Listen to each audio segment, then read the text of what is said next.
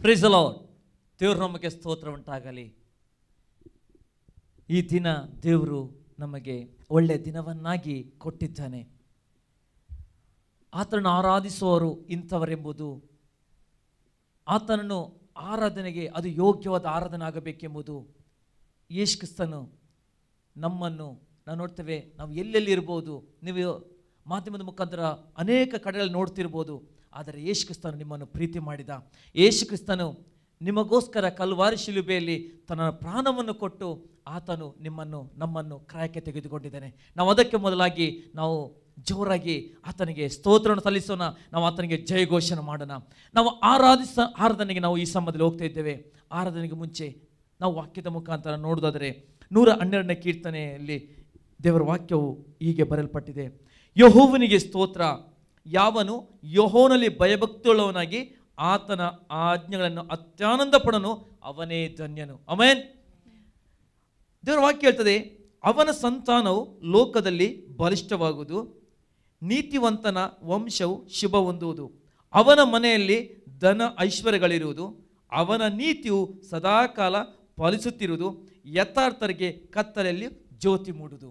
ಆಮೇಲೆ ದೇವರ ವಾಕ್ಯದಿಂದ ನಾವು ನೋಡಿದ್ದೇವೆ ಈ ಸಮಯದಲ್ಲಿ ದೇವರ ಆಜ್ಞೆಗಳನ್ನು ಅತ್ಯಾನಂದ ಪಟ್ಟು ನಾವು ನೋಡ್ತೀವಿ. ನಾನಾ ಜನರು ಯಾವ ರೀತಿಯಲ್ಲಿ ಇವತ್ತು ಖುಷಿ ಪಡ್ತಾ ಇದ್ದಾರೆ, ಸಂತೋಷ ಪಡ್ತಾ ಇದ್ದಾರೆ, ಯಾವುದರಲ್ಲೂ ಎಂಜಾಯ್ಮೆಂಟ್ ಮಾಡ್ತಾ ಇದ್ದಾರೆ.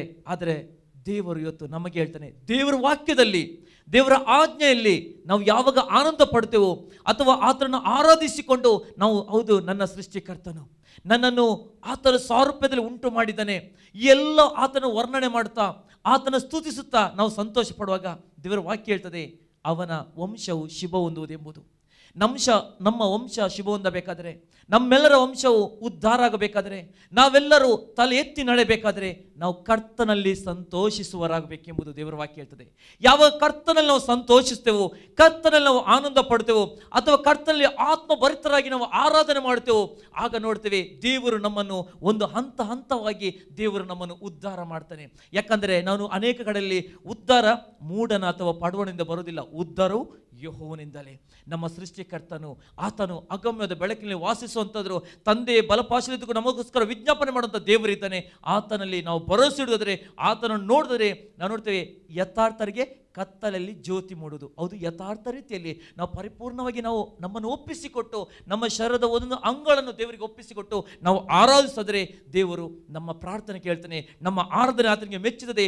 ಆತನ ಅಲ್ಲಿಂದ ಇಳಿದು ಬರ್ತಾನೆ, ಆತನ ಆ ಒಂದು ನಮ್ಮ ಮಧ್ಯದಲ್ಲಿ ಆತನ ಚಲಿಸ್ತಾನೆ, ಆತನ ಪ್ರಸನ್ನ ನಮ್ಮ ತುಂಬಿ. ಅದಕ್ಕೋಸ್ಕರ ಈ ಸಮಯದಲ್ಲಿ ಆರಾಧನೆ ಹೋಗುವ ಮುಂಚೆ ನಮ್ಮ ಜೀವಿತದಲ್ಲಿ ಪರಿಪೂರ್ಣವಾಗಿ ನಮ್ಮನ್ನು ಒಪ್ಪಿಸಿಕೊಡೋಣ. ಈ ಸಮಯದಲ್ಲಿ ದೇವ, ನಮ್ಮ ಜೀವಿತದಲ್ಲಿ ನೀನು ನಮ್ಮ ಮಧ್ಯದಲ್ಲಿ ನೀನು ಚಲಿಸು, ನಮ್ಮ ಕುಟುಂಬದಲ್ಲಿ ನೀನು ಚಲಿಸು, ನನ್ನ ವ್ಯಕ್ತಿಗತ ಜೀವಿತದಲ್ಲಿ ನೀನು ಚಲಿಸು ಎಂಬುದು ನಾವು ಪ್ರಾರ್ಥನೆ ಮಾಡೋ ಈ ಸಮಯದಲ್ಲಿ.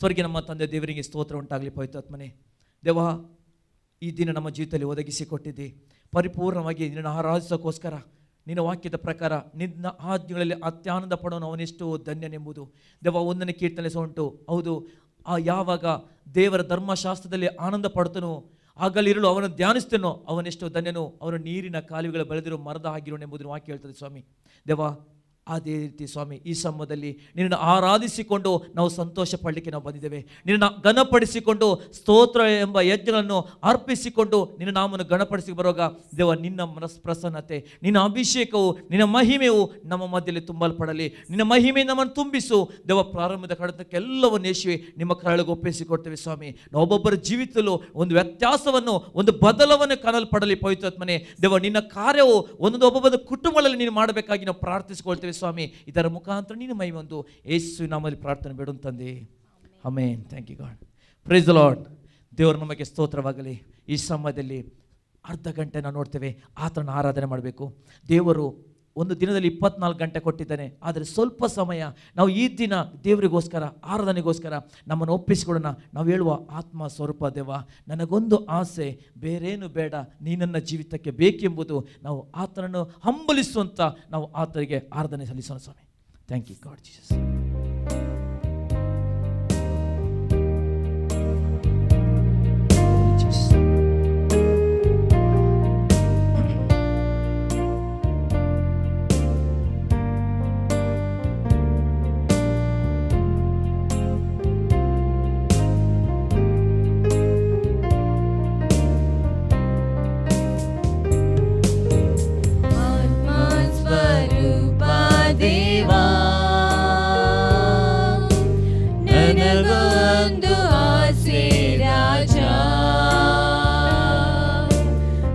ಬೇರೇನು ಬೇಡ ದೇವಾ, ನೀ ಸಾಕು ನನ್ ಬಾಳಿಗೆ. ಆತ್ಮ ಸ್ವರೂಪ ದೇವಾ, ನನಗೊಂದು ಆಸೆ ರಾಜ, ಬೇರೇನು ಬೇಡ ದೇವಾ,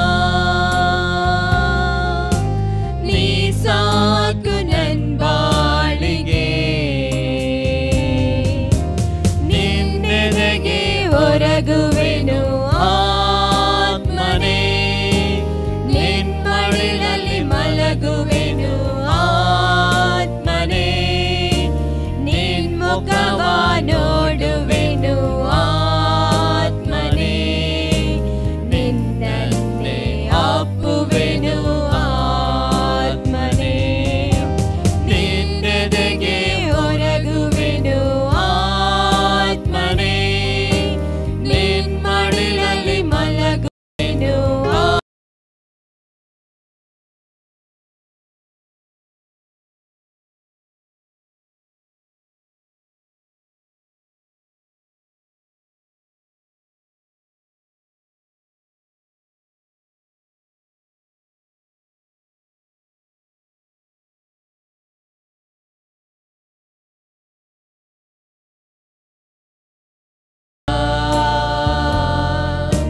ಬೇರೇನು ಬೇಡ ದೇವಾ,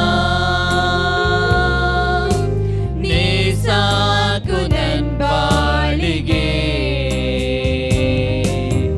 ಆತ್ಮ ಸ್ವರೂಪ ದೇವಾ,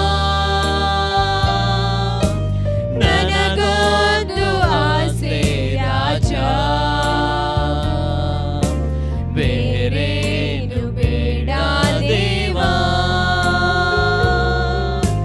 ನೀ ಸಾಕು ನನ್ ಬಾಳಿಗೆ. ನಿನ್ ಜೊತೆಯಲ್ಲಿ ನಡೆಯುವೆನು ಆತ್ಮನೇ, ನಿನ್ ಸ್ವರವ ಕೇಳುವೆನು ಆತ್ಮನೇ, ನಿನ್ ಸೇವೆಯ ಮಾಡುವೆನು ಆತ್ಮನೇ, ನಿನ್ ಚಿತ್ತದಿ ನಡೆಯುವೆನು ಆತ್ಮನೇ, ನಿನ್ ಜೊತೆಯಲ್ಲಿ ನಡೆಯುವೆನು ಆತ್ಮನೇ, ನಿನ್ ಸ್ವರವ ಕೇಳುವೆನು ಆತ್ಮನೇ, ನಿನ್ ಸೇವೆಯ ಮಾಡುವೆನು ಆತ್ಮನೇ, ನಿನ್ ಚಿತ್ತದಲ್ಲಿ ನಡೆಯುವೆನು ಆತ್ಮನೇ. ಆತ್ಮ ಸ್ವರೂಪ ದೇವಾ, ನನಗೊಂದು ಆಸೆ ರಾಜ, ಬೇರೇನು ಬೇಡ ದೇವಾ, ನೀ ಸಾಕು ನನ್ ಬಾಳಿಗೆ.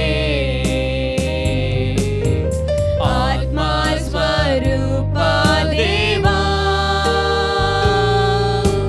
ನನಗೊಂದು ಆಸೆ ರಾಜ, ಬೇರೇನು ಬೇಡ ದೇವಾ, ನೀ ಸಾಕು ನನ್ ಬಾಳಿಗೆ.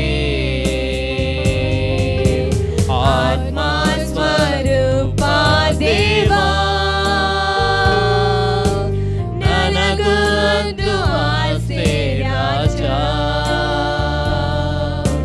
ಬೇರೇನು ಬೇಡ ದೇವಾ,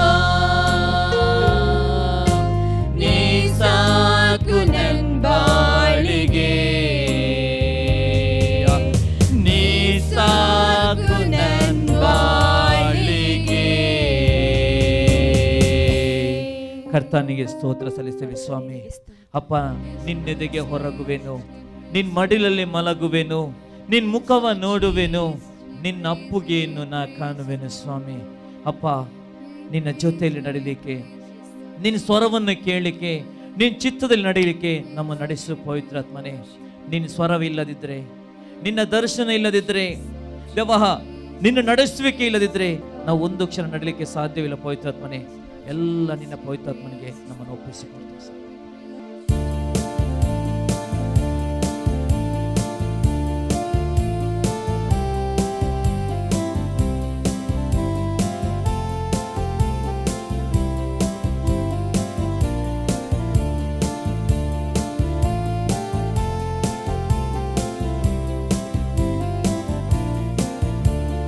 ಯೇಸುವೆ ನಮ್ಮ ಸಂಗೀತವು, ಬಲವಾದ ಕೋಟೆಯು, ಜೀವಾಧಿಪತಿಯು ಆತನೇ, ಜೀವಿತ ಕಾಲವೆಲ್ಲ ಸ್ತುತಿಸುವೆವು.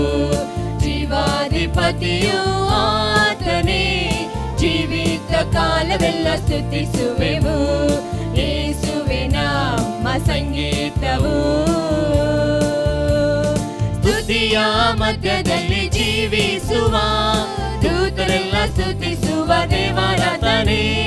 ಸ್ತುತಿಯ ಮಧ್ಯದಲ್ಲಿ ಜೀವಿಸುವ ದೂತರೆಲ್ಲ ಸ್ತುತಿಸುವ ದೇವರಾತನೇ. ಬೇಡಿಕೊಳ್ಳುವ ಭಕ್ತರ ಸ್ವರ ಕೇಳುವ, ಬೇಡಿಕೊಳ್ಳುವ ಭಕ್ತರ ಸ್ವರ ಕೇಳುವ. ಆಶ್ರಯವಿಲ್ಲದ ಅನಾಥರಿಗೆ ದೇವರಾತನೇ, ಆಶ್ರಯವಿಲ್ಲದ ಅನಾಥರಿಗೆ ದೇವರಾತನೇ. ಯೇಸುವೆ ನಮ್ಮ ಸಂಗೀತವು, ಬಲವಾದ ಕೋಟೆಯು, ಜೀವಾಧಿಪತಿಯು ಆತನೇ, ಜೀವಿತ ಕಾಲವೆಲ್ಲ ಸ್ತುತಿಸುವೆವು. ಜೀವಾಧಿಪತಿಯು ಆತನೇ, ಜೀವಿತ ಕಾಲವೆಲ್ಲ ಸ್ತುತಿಸುವೆವು. ಯೇಸುವೆ ನಮ್ಮ ಸಂಗೀತವು. ಇಬ್ಬರು ಮೂವರು ನಿನ್ನ ನಾಮದಲ್ಲಿ ಸೇರಿ ಬರುವ ವೇಳೆ ಅವರ ಮಧ್ಯದಲ್ಲಿ, ಇಬ್ಬರು ಮೂವರು ನಿನ್ನ ನಾಮದಲ್ಲಿ ಸೇರಿ ಬರುವ ವೇಳೆ ಅವರ ಮಧ್ಯದಲ್ಲಿ, ಇರುವೆನೆಂದು ಹೇಳಿದ ನಮ್ಮ ದೇವರೇ, ಇರುವೆನೆಂದು ಹೇಳಿದ ನಮ್ಮ ದೇವರಿಗೆ ಚಪ್ಪಾಳೆ ತಟ್ಟಿ ನಿನ್ನ ಸ್ತುತಿಸುವೆವು. ಚಪ್ಪಾಳೆ ತಟ್ಟಿ ನಿನ್ನ ಸ್ತುತಿಸುವೆವು. ಯೇಸುವೆ ನಮ್ಮ ಸಂಗೀತವು, ಬಲವಾದ ಕೋಟೆಯು, ಜೀವಾಧಿಪತಿಯು ಆತನೇ, ಜೀವಿತ ಕಾಲವೆಲ್ಲ ಸ್ತುತಿಸುವೆವು. ಜೀವಾಧಿಪತಿಯು ಆತನೇ, ಜೀವಿತ ಕಾಲವೆಲ್ಲ ಸ್ತುತಿಸುವೆವು. ಯೇಸುವೆ ನಮ್ಮ ಸಂಗೀತವು. ಸೃಷ್ಟಿಕರ್ತ ಕ್ರಿಸ್ತ ಯೇಸು ನಾಮವನ್ನೇ ಜೀವಿತ ಕಾಲವೆಲ್ಲ ಸ್ತುತಿಸುವೆವು. ಸೃಷ್ಟಿಕರ್ತ ಕ್ರಿಸ್ತ ಯೇಸು ನಾಮವನ್ನೇ ಜೀವಿತ ಕಾಲವೆಲ್ಲ ಸ್ತುತಿಸುವೆವು. ಪ್ರಭುವಿನೊಂದಿಗೆ ನಿತ್ಯವೂ ಜೀವಿಸುವೆವು. ಪ್ರಭುವಿನೊಂದಿಗೆ ನಿತ್ಯವೂ ಜೀವಿಸುವೆವು. ಅಡ್ಡ ಬಿದ್ದು ಸ್ತೋತ್ರ ಮಾಡಿ ಘನಪಡಿಸುವೆವು. ಅಡ್ಡ ಬಿದ್ದು ಸ್ತೋತ್ರ ಮಾಡಿ ಘನಪಡಿಸುವೆವು. ಯೇಸುವೆ ನಮ್ಮ ಸಂಗೀತವು, ಬಲವಾದ ಕೋಟೆಯು, ಜೀವಾಧಿಪತಿಯು ಆತನೇ, ಜೀವಿತ ಕಾಲವೆಲ್ಲ ಸ್ತುತಿಸುವೆವು. ಜೀವಾಧಿಪತಿಯು ಆತನೇ, ಜೀವಿತ ಕಾಲವೆಲ್ಲ ಸ್ತುತಿಸುವೆವು. ಯೇಸುವೆ ನಮ್ಮ ಸಂಗೀತವು. ಇಬ್ಬರು ಮೂವರು ನಿನ್ನ ನಾಮದಲ್ಲಿ ಸೇರಿ ಬರುವ ವೇಳೆ ಅವರ ಮಧ್ಯದಲ್ಲಿ, ಇಬ್ಬರು ಮೂವರು ನಿನ್ನ ನಾಮದಲ್ಲಿ ಸೇರಿ ಬರುವ ವೇಳೆ ಅವರ ಮಧ್ಯದಲ್ಲಿ, ಇರುವೆನೆಂದು ಹೇಳಿದ ನಮ್ಮ ದೇವರಿಗೆ, ಇರುವೆನೆಂದು ಹೇಳಿದ ನಮ್ಮ ದೇವರೇ ಚಪ್ಪಾಳೆ ತಟ್ಟಿ ನಿನ್ನ ಸ್ತುತಿಸುವೆವು. ಚಪ್ಪಾಳೆ ತಟ್ಟಿ ನಿನ್ನ ಸ್ತುತಿಸುವೆವು. ಯೇಸುವೆ ನಮ್ಮ ಸಂಗೀತವು, ಬಲವಾದ ಕೋಟೆಯು, ಜೀವಾಧಿಪತಿಯು ಆತನೇ, ಜೀವಿತ ಕಾಲವೆಲ್ಲ ಸ್ತುತಿಸುವೆವು. ಜೀವಾಧಿಪತಿಯು ಆತನೇ, ಜೀವಿತ ಕಾಲವೆಲ್ಲ ಸ್ತುತಿಸುವೆವು. ಜೀವಾಧಿಪತಿಯು ಆತನೇ, ಜೀವಿತ ಕಾಲವೆಲ್ಲ ಸ್ತುತಿಸುವೆವು. ಕರ್ತ ಜೀವಾಧಿಪತಿಯು ನೀನು ಸ್ವಾಮಿ. ಜೀವಿತ ಕಾಲವೆಲ್ಲ ಕರ್ತನಪ್ಪ ನಿನ್ನ ನಾಮನ ಸ್ತುತಿಸ್ತೀವಿ. ಸ್ತುತಿಯ ಮಧ್ಯದಲ್ಲಿರುವ ಆತನು, ದೂತರೆಲ್ಲ ಸ್ತುತಿಸುವ ದೇವರಾತನು ಸ್ವಾಮಿ.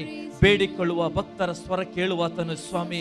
ಅನಾಥರಿಗೆ, ಆಶಯವಿಲ್ಲದರಿಗೆ ನೀನು ಆದರಣದ ದೇವರಾಗಿದೆ ಕರ್ತನಪ್ಪ.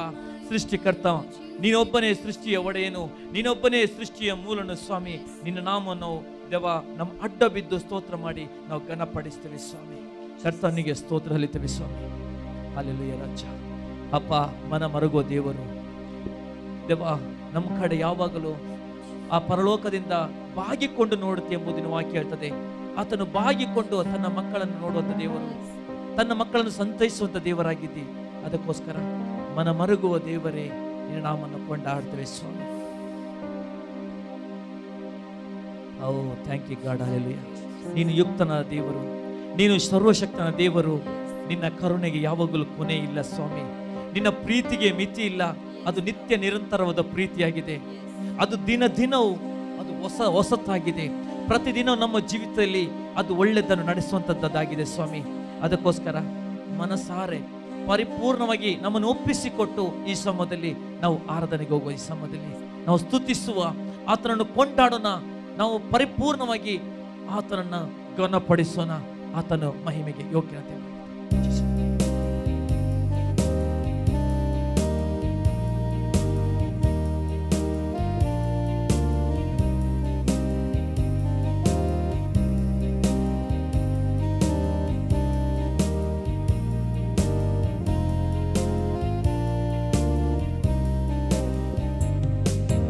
ಮನ ಮರುಗುವ ದೇವನೇ ಯೇಸುವೇ, ಮನಸಾರೆ ಸ್ತುತಿಸಿ ಕೊಂಡಾಡುವೆ. ಮನ ಮರುಗುವ ದೇವರೇ ಯೇಸುವೇ, ಮನಸಾರೆ ಸ್ತುತಿಸಿ ಕೊಂಡಾಡುವೆ. ನೀ ಯುಕ್ತನು ಸರ್ವಶಕ್ತನು, ನೀ ಯುಕ್ತನು ಸರ್ವಶಕ್ತನು. ನಿನ್ನ ಕರುಣೆಗೆ ಕೊನೆಯೇ ಇಲ್ಲ, ನಿನ್ನ ಪ್ರೀತಿಗೆ ಮಿತಿಯೇ ಇಲ್ಲ. ನಿನ್ನ ಕರುಣೆಗೆ ಕೊನೆಯೇ ಇಲ್ಲ, ನಿನ್ನ ಪ್ರೀತಿಗೆ ಮಿತಿಯೇ ಇಲ್ಲ. ಅವು ದಿನ ದಿನವೂ ಹೊಸದಾಗಿವೆ, ಅವು ದಿನ ದಿನವೂ ಹೊಸದಾಗಿವೆ. ಮನ ಮರುಗುವ ದೇವನೇ ಯೇಸುವೇ, ಮನಸಾರೆ ಸ್ತುತಿಸಿ ಕೊಂಡಾಡುವೆ. ಮನ ಮರುಗುವ ದೇವನೇ ಯೇಸುವೇ, ಮನಸಾರೆ ಸ್ತುತಿಸಿ ಕೊಂಡಾಡುವೆ. ನಿಜವಾಗಿ ನಮ್ಮಯ ಕಷ್ಟಗಳ ಹೊತ್ತುಕೊಂಡು ದುಃಖಗಳ ಸಹಿಸಿಕೊಂಡೆ. ನಿಜವಾಗಿ ನಮ್ಮಯ ಕಷ್ಟಗಳ ಹೊತ್ತುಕೊಂಡು ದುಃಖಗಳ ಸಹಿಸಿಕೊಂಡೆ. ನಮ್ಮ ದುಃಖಗಳ ಸಹಿಸಿಕೊಂಡೆ. ನೀ ಯುಕ್ತನು ಸರ್ವಶಕ್ತನು, ನೀ ಯುಕ್ತನು ಸರ್ವಶಕ್ತನು. ನಿನ್ನ ಕರುಣೆಗೆ ಕೊನೆಯೇ ಇಲ್ಲ, ನಿನ್ನ ಪ್ರೀತಿಗೆ ಮಿತಿಯೇ ಇಲ್ಲ. ನಿನ್ನ ಕರುಣೆಗೆ ಕೊನೆಯೇ ಇಲ್ಲ, ನಿನ್ನ ಪ್ರೀತಿಗೆ ಮಿತಿಯೇ ಇಲ್ಲ. ಅವು ದಿನ ದಿನವೂ ಹೊಸದಾಗಿವೆ, ಅವು ದಿನ ದಿನವೂ ಹೊಸದಾಗಿವೆ. ಮನ ಮರುಗುವ ದೇವನೇ ಯೇಸುವೇ, ಮನಸಾರೆ ಸ್ತುತಿಸಿ ಕೊಂಡಾಡುವೆ.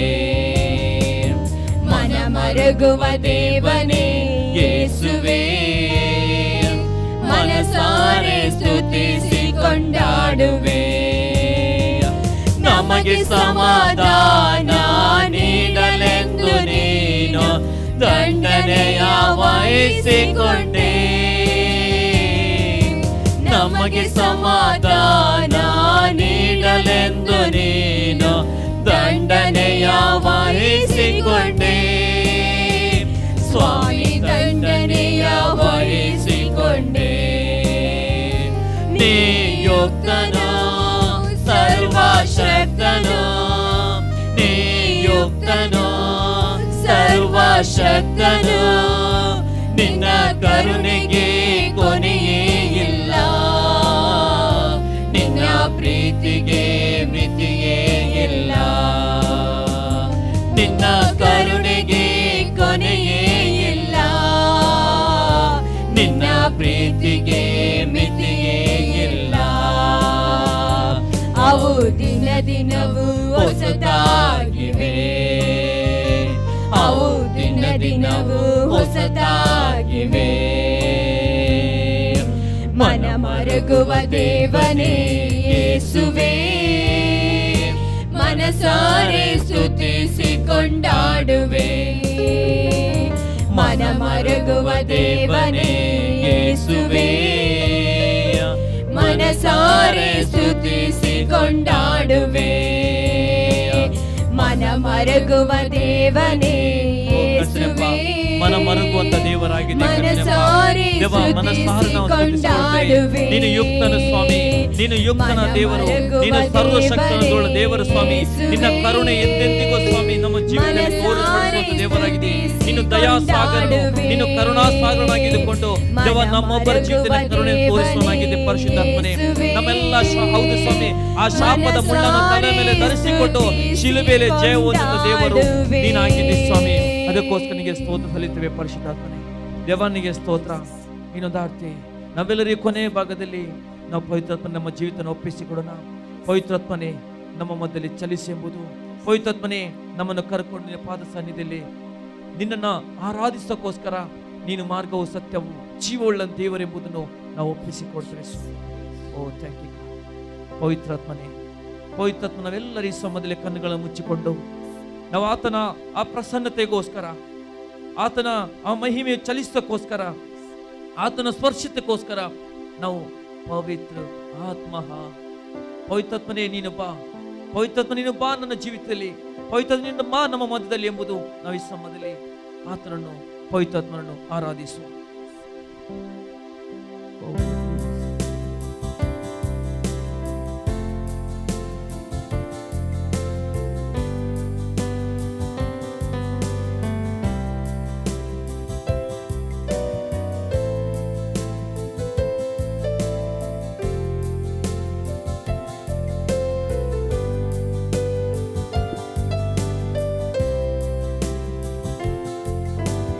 पवित्र आत्मा, पवित्र आत्मा,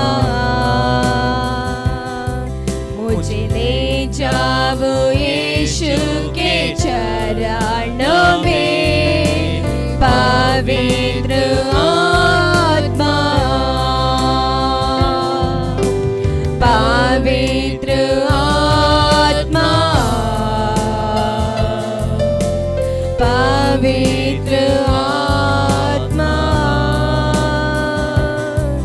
मुझे ले जाओ यीशु के चरणों में.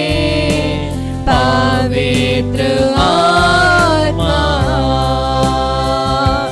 सिर्फ तेरे लिए यीशु, तेरे लिए, सिर्फ तेरे लिए यीशु, तेरे लिए, सिर्फ तेरे लिए यीशु, तेरे लिए मैं हाथ उठाता हूँ.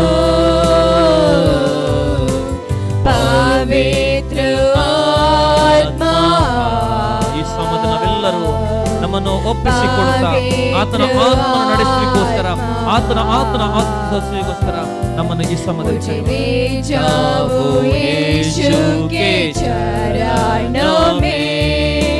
पवित्र आत्मा, यीशु ही मार्ग है, यीशु ही सत्य है, यीशु ही जीवन है, यीशु मेरा प्रभु। सिर्फ तेरे लिए यीशु, तेरे लिए, सिर्फ तेरे लिए यीशु, तेरे लिए, सिर्फ तेरे लिए यीशु, तेरे लिए मैं हाथ उठाता हूँ। पवित्र आत्मा, पवित्र आत्मा, मुझे ले जाओ यीशु के चरणों में। पवित्र आत्मा, पवित्र आत्मा, पवित्र आत्मा, मुझे ले जाओ यीशु के चरणों में। पवित्र आत्मा, सिर्फ तेरे लिए यीशु, तेरे लिए, सिर्फ तेरे लिए यीशु, तेरे ರಾಜ ನಿನಗಾಗಿಯೇ ಸ್ವಾಮಿ, ನಿನಗಾಗಿಯೇ ನನ್ನ ಪರಿಪೂರ್ಣವಾಗಿ ನಮ್ಮ ನಿಶ್ಚಯವನ್ನು ಒಪ್ಪಿಸಿಕೊಡೋಣ ಸ್ವಾಮಿ. ನಿನ್ನ ಪ್ರಸನ್ನತೆಯಿಂದ ಸ್ವಾಮಿ, ನಿನ್ನ ಮಹಿಮೆಯಿಂದ ನಮ್ಮನ್ನು ತುಂಬಿಸು. ನಮ್ಮ ಪರಿಪೂರ್ಣವಾಗಿ ದೇವ ಕೈಗಳನ್ನು ನಾವು ಎತ್ತುತ್ತೇವೆ ಸ್ವಾಮಿ, ನಾವು ಕೈಗಳು ನಾವು ಎತ್ತುತ್ತೇವೆ ಸಮಯದಲ್ಲಿ. ಪವಿತ್ರಾತ್ಮನೇ ನಮ್ಮ ಕೈಗಳು ನಾವು ಎತ್ತುತ್ತೇವೆ ಸ್ವಾಮಿ. ಪವಿತ್ರ ಆತ್ಮ ಎಂಬುದು ನಿನ್ನ ಪರಿಪೂರ್ಣ ನಾವು ಒಪ್ಪಿಸಿಕೊಡ್ತಾ ರಾಜ ದೇವ ನಮ್ಮ ಮಧ್ಯದಲ್ಲಿ ಚಲಿಸು ಸ್ವಾಮಿ. ನಮ್ಮ ಮಧ್ಯದಲ್ಲಿ ಮಹಿಮೆಯ ಕಾರ್ಯಗಳ ಕರ್ತನಪ್ಪ ನೋಡುವಂತ ಪ್ರತಿಯೊಬ್ಬರ ಕುಟುಂಬದಲ್ಲೂ ನಿನ್ನ ಮಹಿಮೆಯ ಕಾರ್ಯಗಳಾಗಲಿ ಸ್ವಾಮಿ. ಅನೇಕ ಜೀವಿತದಲ್ಲಿ ಬಿಡುಗಡೆಗಳು, ಅನೇಕರ ಜೀವಿತದಲ್ಲಿ ಅದ್ಭುತ ಕಾರ್ಯಗಳು, ಅನೇಕರ ಜೀವಿತದಲ್ಲಿ ಒಂದು ಪರಿಪೂರ್ಣವಾದ ನಿನ್ನ ಕಡೆಗೆ ತಿರುಗಿಸುತ್ತೇವೆ ಸ್ವಾಮಿ. ಈ ದೊಡ್ಡ ಕಾರ್ಯವು ಈ ಸಮಯದಲ್ಲಿ ಮಾಡೋದಕ್ಕಾಗಿ ಸ್ತೋತ್ರ ಸಲ್ಲಿಸ್ತೇವೆ ಸ್ವಾಮಿ. ಪರಿಶುದ್ಧಾತ್ಮನೇ ನಮ್ಮ ಆಹಾರದಲ್ಲಿ ನೀನು ಮೆಚ್ಚಿದಕ್ಕಾಗಿ ಸ್ತೋತ್ರ, ನಮ್ಮ ಆಹಾರದಲ್ಲಿ ನೀನು ಮೈ ಮುಂದಕ್ಕಾಗಿ ಸ್ತೋತ್ರ. ಎಲ್ಲ ಘನ ಮಾನ ಮಹಿಮೆ ನಿನಗೊಬ್ಬನ್ನು ಸಲ್ಲಿಸ್ತೀನಿ ಯೇಸುವಿನ ನಾಮದಲ್ಲಿ ಪರಿಶುದ್ಧಾತ್ಮನೇ, ಆಮೆನ್. Price the lord. ದೇವರ ನಮಗೆ ಸ್ತೋತ್ರವಾಗಲಿ. ಈ ವಿಧಿನ ಸಂದೇಶಕ್ಕೋಸ್ಕರವಾಗಿ ನಾವು ಕಣ್ಣು ಮುಚ್ಚಿಕೊಂಡು ಪ್ರಾರ್ಥನೆ ಮಾಡೋಣ. ಪರಲೋಕದಲ್ಲಿರುವ ತಂದೆ ದೇವರೇ, ಯೇಸು ಕ್ರಿಸ್ತನ ನಾಮದಲ್ಲಿ ನಿನ್ನ ಪಾದ ಸನ್ನಿಧಾನಕ್ಕೆ ನಾವು ಬಂದಿದ್ದೇವೆ. ನಿನ್ನ ವಾಕ್ಯಗಳನ್ನು ಧ್ಯಾನ ಮಾಡೋದಕ್ಕೋಸ್ಕರವಾಗಿ ಇನ್ನು ವಾಕ್ಯಗಳನ್ನು ದೇವನ್ನ ಪವಿತ್ರಾತ್ಮದಿಂದ ಅಭಿಷೇಕಿಸು. ಪವಿತ್ರಾತ್ಮನ ನಿನ್ನನ್ನು ಸ್ವಾಗತಿಸ್ತೇನೆ. ನಮ್ಮ ಒಳ್ಳೆಯ ಬೋಧಕನಾಗಿದ್ಕೊಂಡು ಈ ವಿಧಿನ ಸಂದೇಶದ ಮುಖಾಂತರ ನಿನ್ನ ಜನ ಸಂಗಡ ಮಾತನಾಡು ಪವಿತ್ರಾತ್ಮನೇ. ಈ ವಾಕ್ಯ ಕೇಳುವ ಪ್ರತಿಯೊಂದು ಆತ್ಮಗಳಿಗೆ ಜೀವವನ್ನು, ಪ್ರೋತ್ಸಾಹವನ್ನು, ಭಕ್ತಿ ಅಭಿವೃದ್ಧಿಯನ್ನು ಉಂಟು ಮಾಡಬೇಕು ನಾನು ಬೇಡಿಕೊಳ್ತೇನೆ ಯೇಸು ಕ್ರಿಸ್ತನ ನಾಮದಲ್ಲಿ, ಆಮೇನ್. ಇವತ್ತನ್ನು ಧ್ಯಾನ ಮಾಡ್ತೇವೆ ಕೀರ್ತನೆಗಳ ಪುಸ್ತಕ 50ನೇ ಅಧ್ಯಾಯದಲ್ಲಿ 4ರಿಂದ 6ನೇ ವಾಕ್ಯ ತನಕ. ಸಾಮ್ ಚಾಪ್ಟರ್ 50 ವರ್ಸ್ 4 to 6.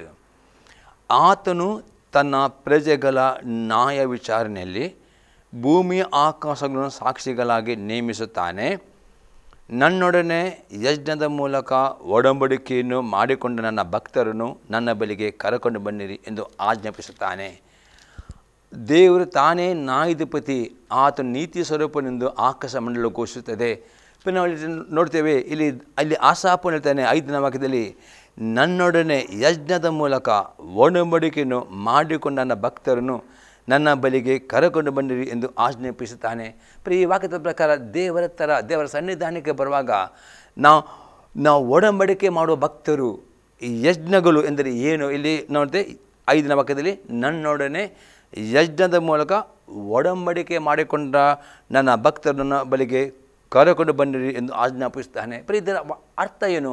ನಾವು ದೇವರ ಸನ್ನಿಧಿಗೆ ಬರುವಾಗ ಯಾವ ರೀತಿಯಲ್ಲಿ ನಾವು ಯಜ್ಞಗಳು ತರಬೇಕು, ಯಾವುದು ಒಡಂಬಡಿಕೆ ಮಾಡಬೇಕು, ಯಾಕೆ ಒಡಂಬಡಿಕೆ ಮಾಡಬೇಕು, ಯಾಕೆ ಅದನ್ನು ಸಮರ್ಪಣೆ ಮಾಡಿ, ಇದರ ಅರ್ಥ ನಾವು ಗೂಢ ಅರ್ಥ ನಾವು ನೋಡೋಪ್ರೆ ನಾವು ನೋಡ್ತೇವೆ. ದೇವರು ಇವತ್ತು ಪ್ರಿಯರೇ ನಿಮ್ಮನ್ನು ಆಶೀರ್ವಾದ ಮಾಡಬೇಕಾ, ನಿಮ್ಮೆಲ್ಲ ಕಷ್ಟಗಳನ್ನು ನಿಮಗೆ ಬಿಡುಗಡೆ ಕೊಡಬೇಕಾ, ನಿಮ್ಮೆಲ್ಲ ಚಿಂತೆಯನ್ನು ನಿಮಗೆ ಬಿಡುಗಡೆ ಬೇಕಾ? ಹಾಗಾದರೆ ಕೆಲವು ಯಜ್ಞಗಳು ಪ್ರಿಯರೇ ದೇವರು ದಿನಲ್ಲೂ ಸಮರ್ಪಿಸುವವರು ಆಗಬೇಕು. ಯಾಕಂದರೆ ದೇವರು ತನ್ನ ಭಕ್ತರು ಸಲ್ಲುವ ಆ ಯಜ್ಞಗಳು ದೇವರು ಸ್ವೀಕರಿಸೋಣ. ಅದು ಯಾವ ಯಜ್ಞ ನೋಡಪ್ರೆ, ಮೊದಲಿನ ಯಜ್ಞವಾಗಿದೆ. ವಿಧೇಯತೆ ಎಂಬ ಯಜ್ಞವನ್ನು ದಿನಾಲು ದೇವರಿಗೆ ಸಮರ್ಪಿಸುವವರು ಆಗಬೇಕು. ನಾವು ನೋಡ್ತೇವೆ ಮಾರ್ಕನ ಬರೆದ ಸುವಾರ್ತೆ 12ನೇ ಅಧ್ಯಾಯದಲ್ಲಿ 33ನೇ ವಾಕ್ಯ.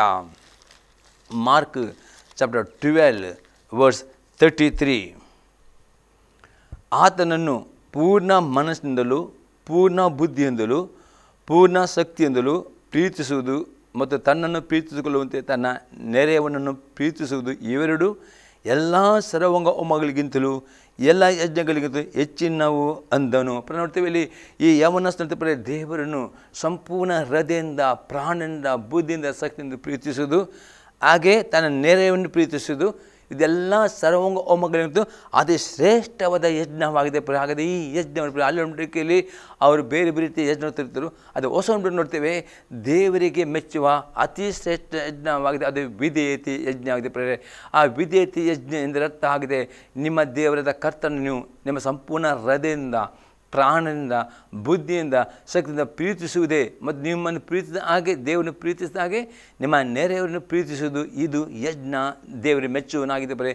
ಈ ಯಜ್ಞವನ್ನು ದೇವರಿಗೆ ಸಮರ್ಪಣೆ ಮಾಡುವುದರೆ 100% ದೇವರು ನಿಮ್ಮನ್ನು ಆಶೀರ್ವಾದ ಮಾಡುವನಾಗಿದ್ದಾನೆ. ಯಾಕಂದ್ರೆ ನಾವು ನೋಡ್ತೇವೆ ಧರ್ಮೋಸ್ಕರ ಪುಸ್ತಕ 28ನೇ ಅಧ್ಯಾಯದಲ್ಲಿ 1 ಮತ್ತು 2ನೇ ವಾಕ್ಯದಲ್ಲಿ ದೇವರು ಈ ರೀತಿ ಹೇಳ್ತಾನೆ, ಯಾರ್ಯಾರು ದೇವರ ಆಜ್ಞೆಗಳನ್ನು ಮನಪೂರ್ವಕ ನಡೆಯುತ್ತಾರೋ ಅವರಿಗೆ ದೇವರ ಆಶೀರ್ವಾದ ಮಾಡುತ್ತಾನೆ ಎಂಬುದಾಗಿ ದೇವರು ಭೂಮಿ ಆಕಾಶಗಳನ್ನು ಸಾಕ್ಷಿಕರಿದ್ದಾನೆ ಎಂಬುದಾಗಿ ಧರ್ಮೋಸ್ಕರ ಪುಸ್ತಕ 30ನೇ ಅಧ್ಯಾಯದಲ್ಲಿ 19-20 ವಾಕ್ಯದಲ್ಲಿ ನಾವು ಓದುತ್ತೇವೆ. ದೇವರಲ್ಲಿ ಮೋಸೆ ಮುಖಾಂತರ ಅಲ್ಲಿ ಹೇಳ್ತಾನೆ, ಭೂಮಿ ಆಕಾಶ ದೇವರು ಸಾಕ್ಷಿಯಾಗಿಟ್ಟಿದ್ದಾನೆ, ಯಾರ್ಯಾರು ದೇವರ ಆಜ್ಞೆಗಳನ್ನು ಮನಪೂರ್ವಕ ನಡೆಯುತ್ತಾರೋ ಅವರಿಗೆ ಆಶೀರ್ವಾದ ಕೊಡಬೇಕು ಎಂಬುದಾಗಿ. ಹಾಗಾದರೆ ಇವತ್ತು ನೀವು ದೇವರ ವಾಕ್ಯಕ್ಕೆ ವಿಧೇಯರಾಗುವಾಗ ಈ ಭೂಮಿ ಆಕಾಶವು ದೇವರಿಗೆ ಸಾಕ್ಷಿ ಕೊಡುತ್ತದೆ, ನಿಮ್ಮನ್ನು ಆಶೀರ್ವಾದ ಮಾಡಬೇಕು ಎಂಬುದಾಗಿ. ಮತ್ತು ದೇವರು ವಾಗ್ದಾನ ಮಾಡಿದ ಆಶೀರ್ವಾದವನ್ನು ಹೊಂದಿಕೊಳ್ಳುತ್ತೀರಿ.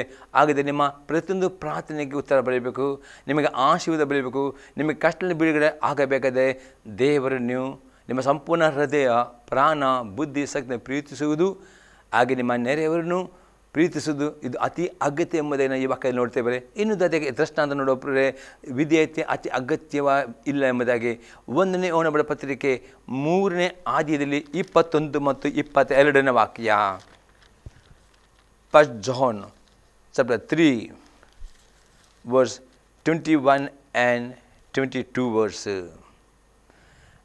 ಪ್ರಿಯರೇ, ನಮ್ಮ ಹೃದಯವು ನಮ್ಮನ್ನು ದೋಷಿಗಳೆಂದು ನಿರ್ಣಯಿಸದಿದ್ದರೆ ನಮಗೆ ದೇವರ ವಿಷಯದಲ್ಲಿ ಧೈರ್ಯ ಉಂಟು, ಮತ್ತು ನಾವು ಆತನ ಆಜ್ಞೆಗಳನ್ನು ಕೈಕೊಂಡು ಆತ ಎಣಿಕೆಯಲ್ಲಿ ಮೆಚ್ಚುಗೆಯಾದ ಕಾರ್ಯಗಳನ್ನು ಮಾಡುವರಾಗಿರುವುದರಿಂದ ಏನು ಬೇಡಿಕೊಂಡರೂ ಆತನಿಂದ ಹೊಂದುವೆವು. ಪ್ರಿಯ ಅಪ್ಪಸ್ತಲನು ಅತಿ ಸ್ಪಷ್ಟ ಆಗ್ತಾನೆ. ಇವತ್ತು ದಿನಾಲು ದೇವರ ಅವರನ್ನು ಪ್ರಾರ್ಥನೆ ಮಾಡ್ತೀರಿ, ಉಪವಾಸ ಮಾಡ್ತೀರಿ, ಆದರೆ ದೇವರು ನಿಮ್ಮ ಪ್ರಾರ್ಥನೆಗೆ ಉತ್ತರ ಕೊಡಬೇಕು. ನಿಮ್ಮ ಎಲ್ಲ ಕಷ್ಟಗಳನ್ನು ನಿಮಗೆ ಬಿಡುಗಡೆ ಕೊಡಬೇಕು, ನಿಮ್ಮ ರೋಗಗಳನ್ನು ಗುಣ ಮಾಡಬೇಕು, ನಿಮ್ಮ ಆರ್ಥಿಕ ಬಡತನ, ಕೊರತೆ, ಸಾಲಿನ ಬಿಡುಗಡೆ ಆಗಬೇಕು, ನಿಮ್ಮ ಚಿಂತೆಗಳು ನಿಮಗೆ ಬಿಡುಗಡೆ ಆಗಬೇಕು. ಆದರೆ ನೀವು ದಿನಲ್ಲೂ ಪ್ರಾರ್ಥನೆ ಮಾಡಬೇಕು, ದೇವರನ್ನು ಆಶೀರ್ವದಿಸು, ಅಥವಾ ಈ ನನ್ನ ಕಷ್ಟದಿಂದ ಬಿಡುಗಡೆ ಕೊಡು, ಅದರ ಚಿಂತೆ. ಅದು ಈ ಪ್ರಾರ್ಥನೆಗೆ ಉತ್ತರ ಕೊಡಬೇಕಾದರೆ ಇಲ್ಲಿ ಹೇಳ್ತಾನೆ, ನಮ್ಮ ಹೃದಯವು ದೋಷಿಗೊಂಡು ನಿರ್ಣಯಿಸಿ ನಿಮಗೆ ದೇಹ ಉಂಟು. ನೀವು ಪ್ರಾರ್ಥನೆ ಮಾಡುವಾಗ ನಿಮ್ಮ ಹೃದಯ ನಿಮಗೆ ದೋಷಿಗೊಂಡು ನಿರ್ಣಯ ಕೊಡಬಾರದು. ಒಂದು ನಿಮ್ಮ ಜೊತೆ ಪಾಪ ಇರುವುದಾದರೆ ನಿಮ್ಮ ಹೃದಯ ದೇವರ ಮುಂದೆ ಪ್ರಾರ್ಥನೆ ನೀವು ದೋಷ ತಿರುಪುವುದಾಗದೆ ಆ ದೋಷ ತಿರುಪುಕೊಡುವಾಗ ನಿಮ್ಮ ಹೃದಯವನ್ನು ದೇವರ ವಾಕ್ಯದ ಮುಖಾಂತರ ಪರೀಕ್ಷಿಸಬೇಕು. ದೇವರ ಈ ರೀತಿ ಪ್ರಾರ್ಥನೆ ಮಾಡಬೇಕು, ದೇವ ನನ್ನ ಪರೀಕ್ಷಿಸು, ದೇವ ನನ್ನ ಹೃದಯವನ್ನು ಶೋಧಿಸು, ನನ್ನ ಅಂತರಿಂದ ಪರೀಕ್ಷೆ, ಎಲ್ಲಿ ನನ್ನ ಹೃದಯವು, ಯಾಕೆ ನನ್ನ ಹೃದಯ ನನಗೆ ಅಪರಾಧ ತೀರ್ಪು ಕೊಡುತ್ತೆ ಎಂಬುದಾಗಿ ದೇವರ ವಾಕ್ಯದಿಂದ ಹೊಸ ಒಡಂಬಡಿಕೆಯನ್ನು ಅತಿ ಹೆಚ್ಚಾಗಿ ಓದಿ ಒಂದು ವಾಕ್ಯದ ಹೃದಯವನ್ನು ಪರೀಕ್ಷೆ ಮಾಡಬೇಕು.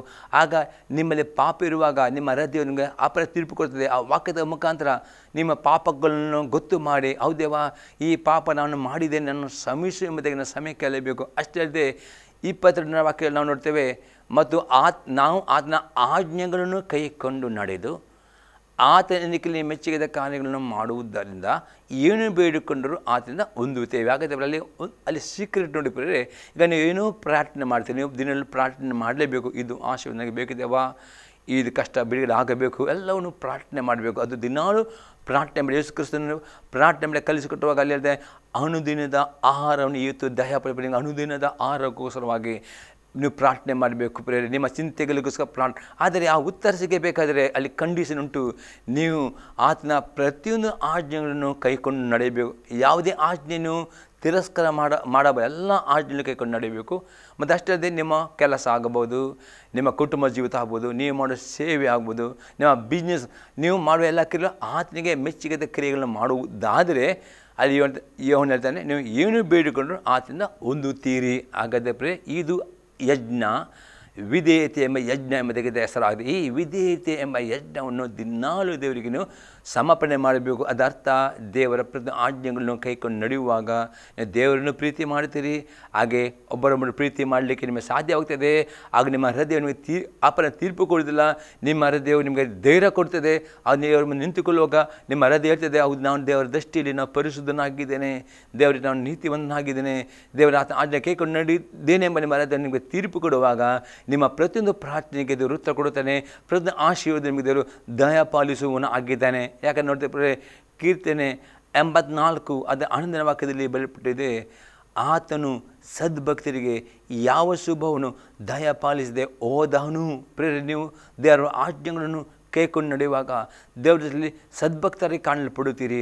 ಆಗ ದೇವರ್ತಾನೆ ಸದ್ಭಕ್ತರಿಗೆ ಯಾವುದೇ ಶುಭವನ್ನು ದಯಪಾಲಿಸದೆ ದೇವರು ಇರ್ತಾನೋ ಇಲ್ಲ. ಸದ್ಭಕ್ತರಿಗೆ ಪ್ರತಿಯೊಂದು ಶುಭಗಳನ್ನು ದೇವರು ದಯಪಾಲಿಸುವನಾಗಿದೆ. ಅದಕ್ಕೋಸ್ಕರ ಇಲ್ಲಿ ಕೀರ್ತನೆ 50ನೇ ಕೀರ್ತನೆಯಲ್ಲಿ ಅಲ್ಲಿ 5ನೇ ವಾಕ್ಯದಲ್ಲಿ ಆಸಾಪ ಹೇಳ್ತಾನೆ, ಪ್ರೇರೆ, ದೇವರ ಸನ್ನಿಧಾನಕ್ಕೆ ಒಡಂಬಡಿಕೆ ಮಾಡಿಕೊಂಡ ಭಕ್ತರು ಯಜ್ಞಗಳನ್ನ ಬರೋದು. ಇದು ಒಂದು ಯಜ್ಞವಿದೆ, ವಿಧೇಯತೆ ಯಜ್ಞ. ದಿನಾಲು ದೇವರಿಗೆ ಒಪ್ಪಿಸಿಕೊಡುವರಬೇಕು. ನಿಮಗೆ ಆಶೀರ್ವಾದ, ಬಿಡುಗಡೆ, ಉತ್ತರವು, ಆರೋಗ್ಯವು ಬೇಕಿರುವುದಾದರೆ ಪ್ರೇರೆ. ಈಗ 2ನೇ ಯಜ್ಞವಾಗಿದೆ ಕುಗ್ಗಿದ ಮನಸ್ಸೆಂಬ ಯಜ್ಞ.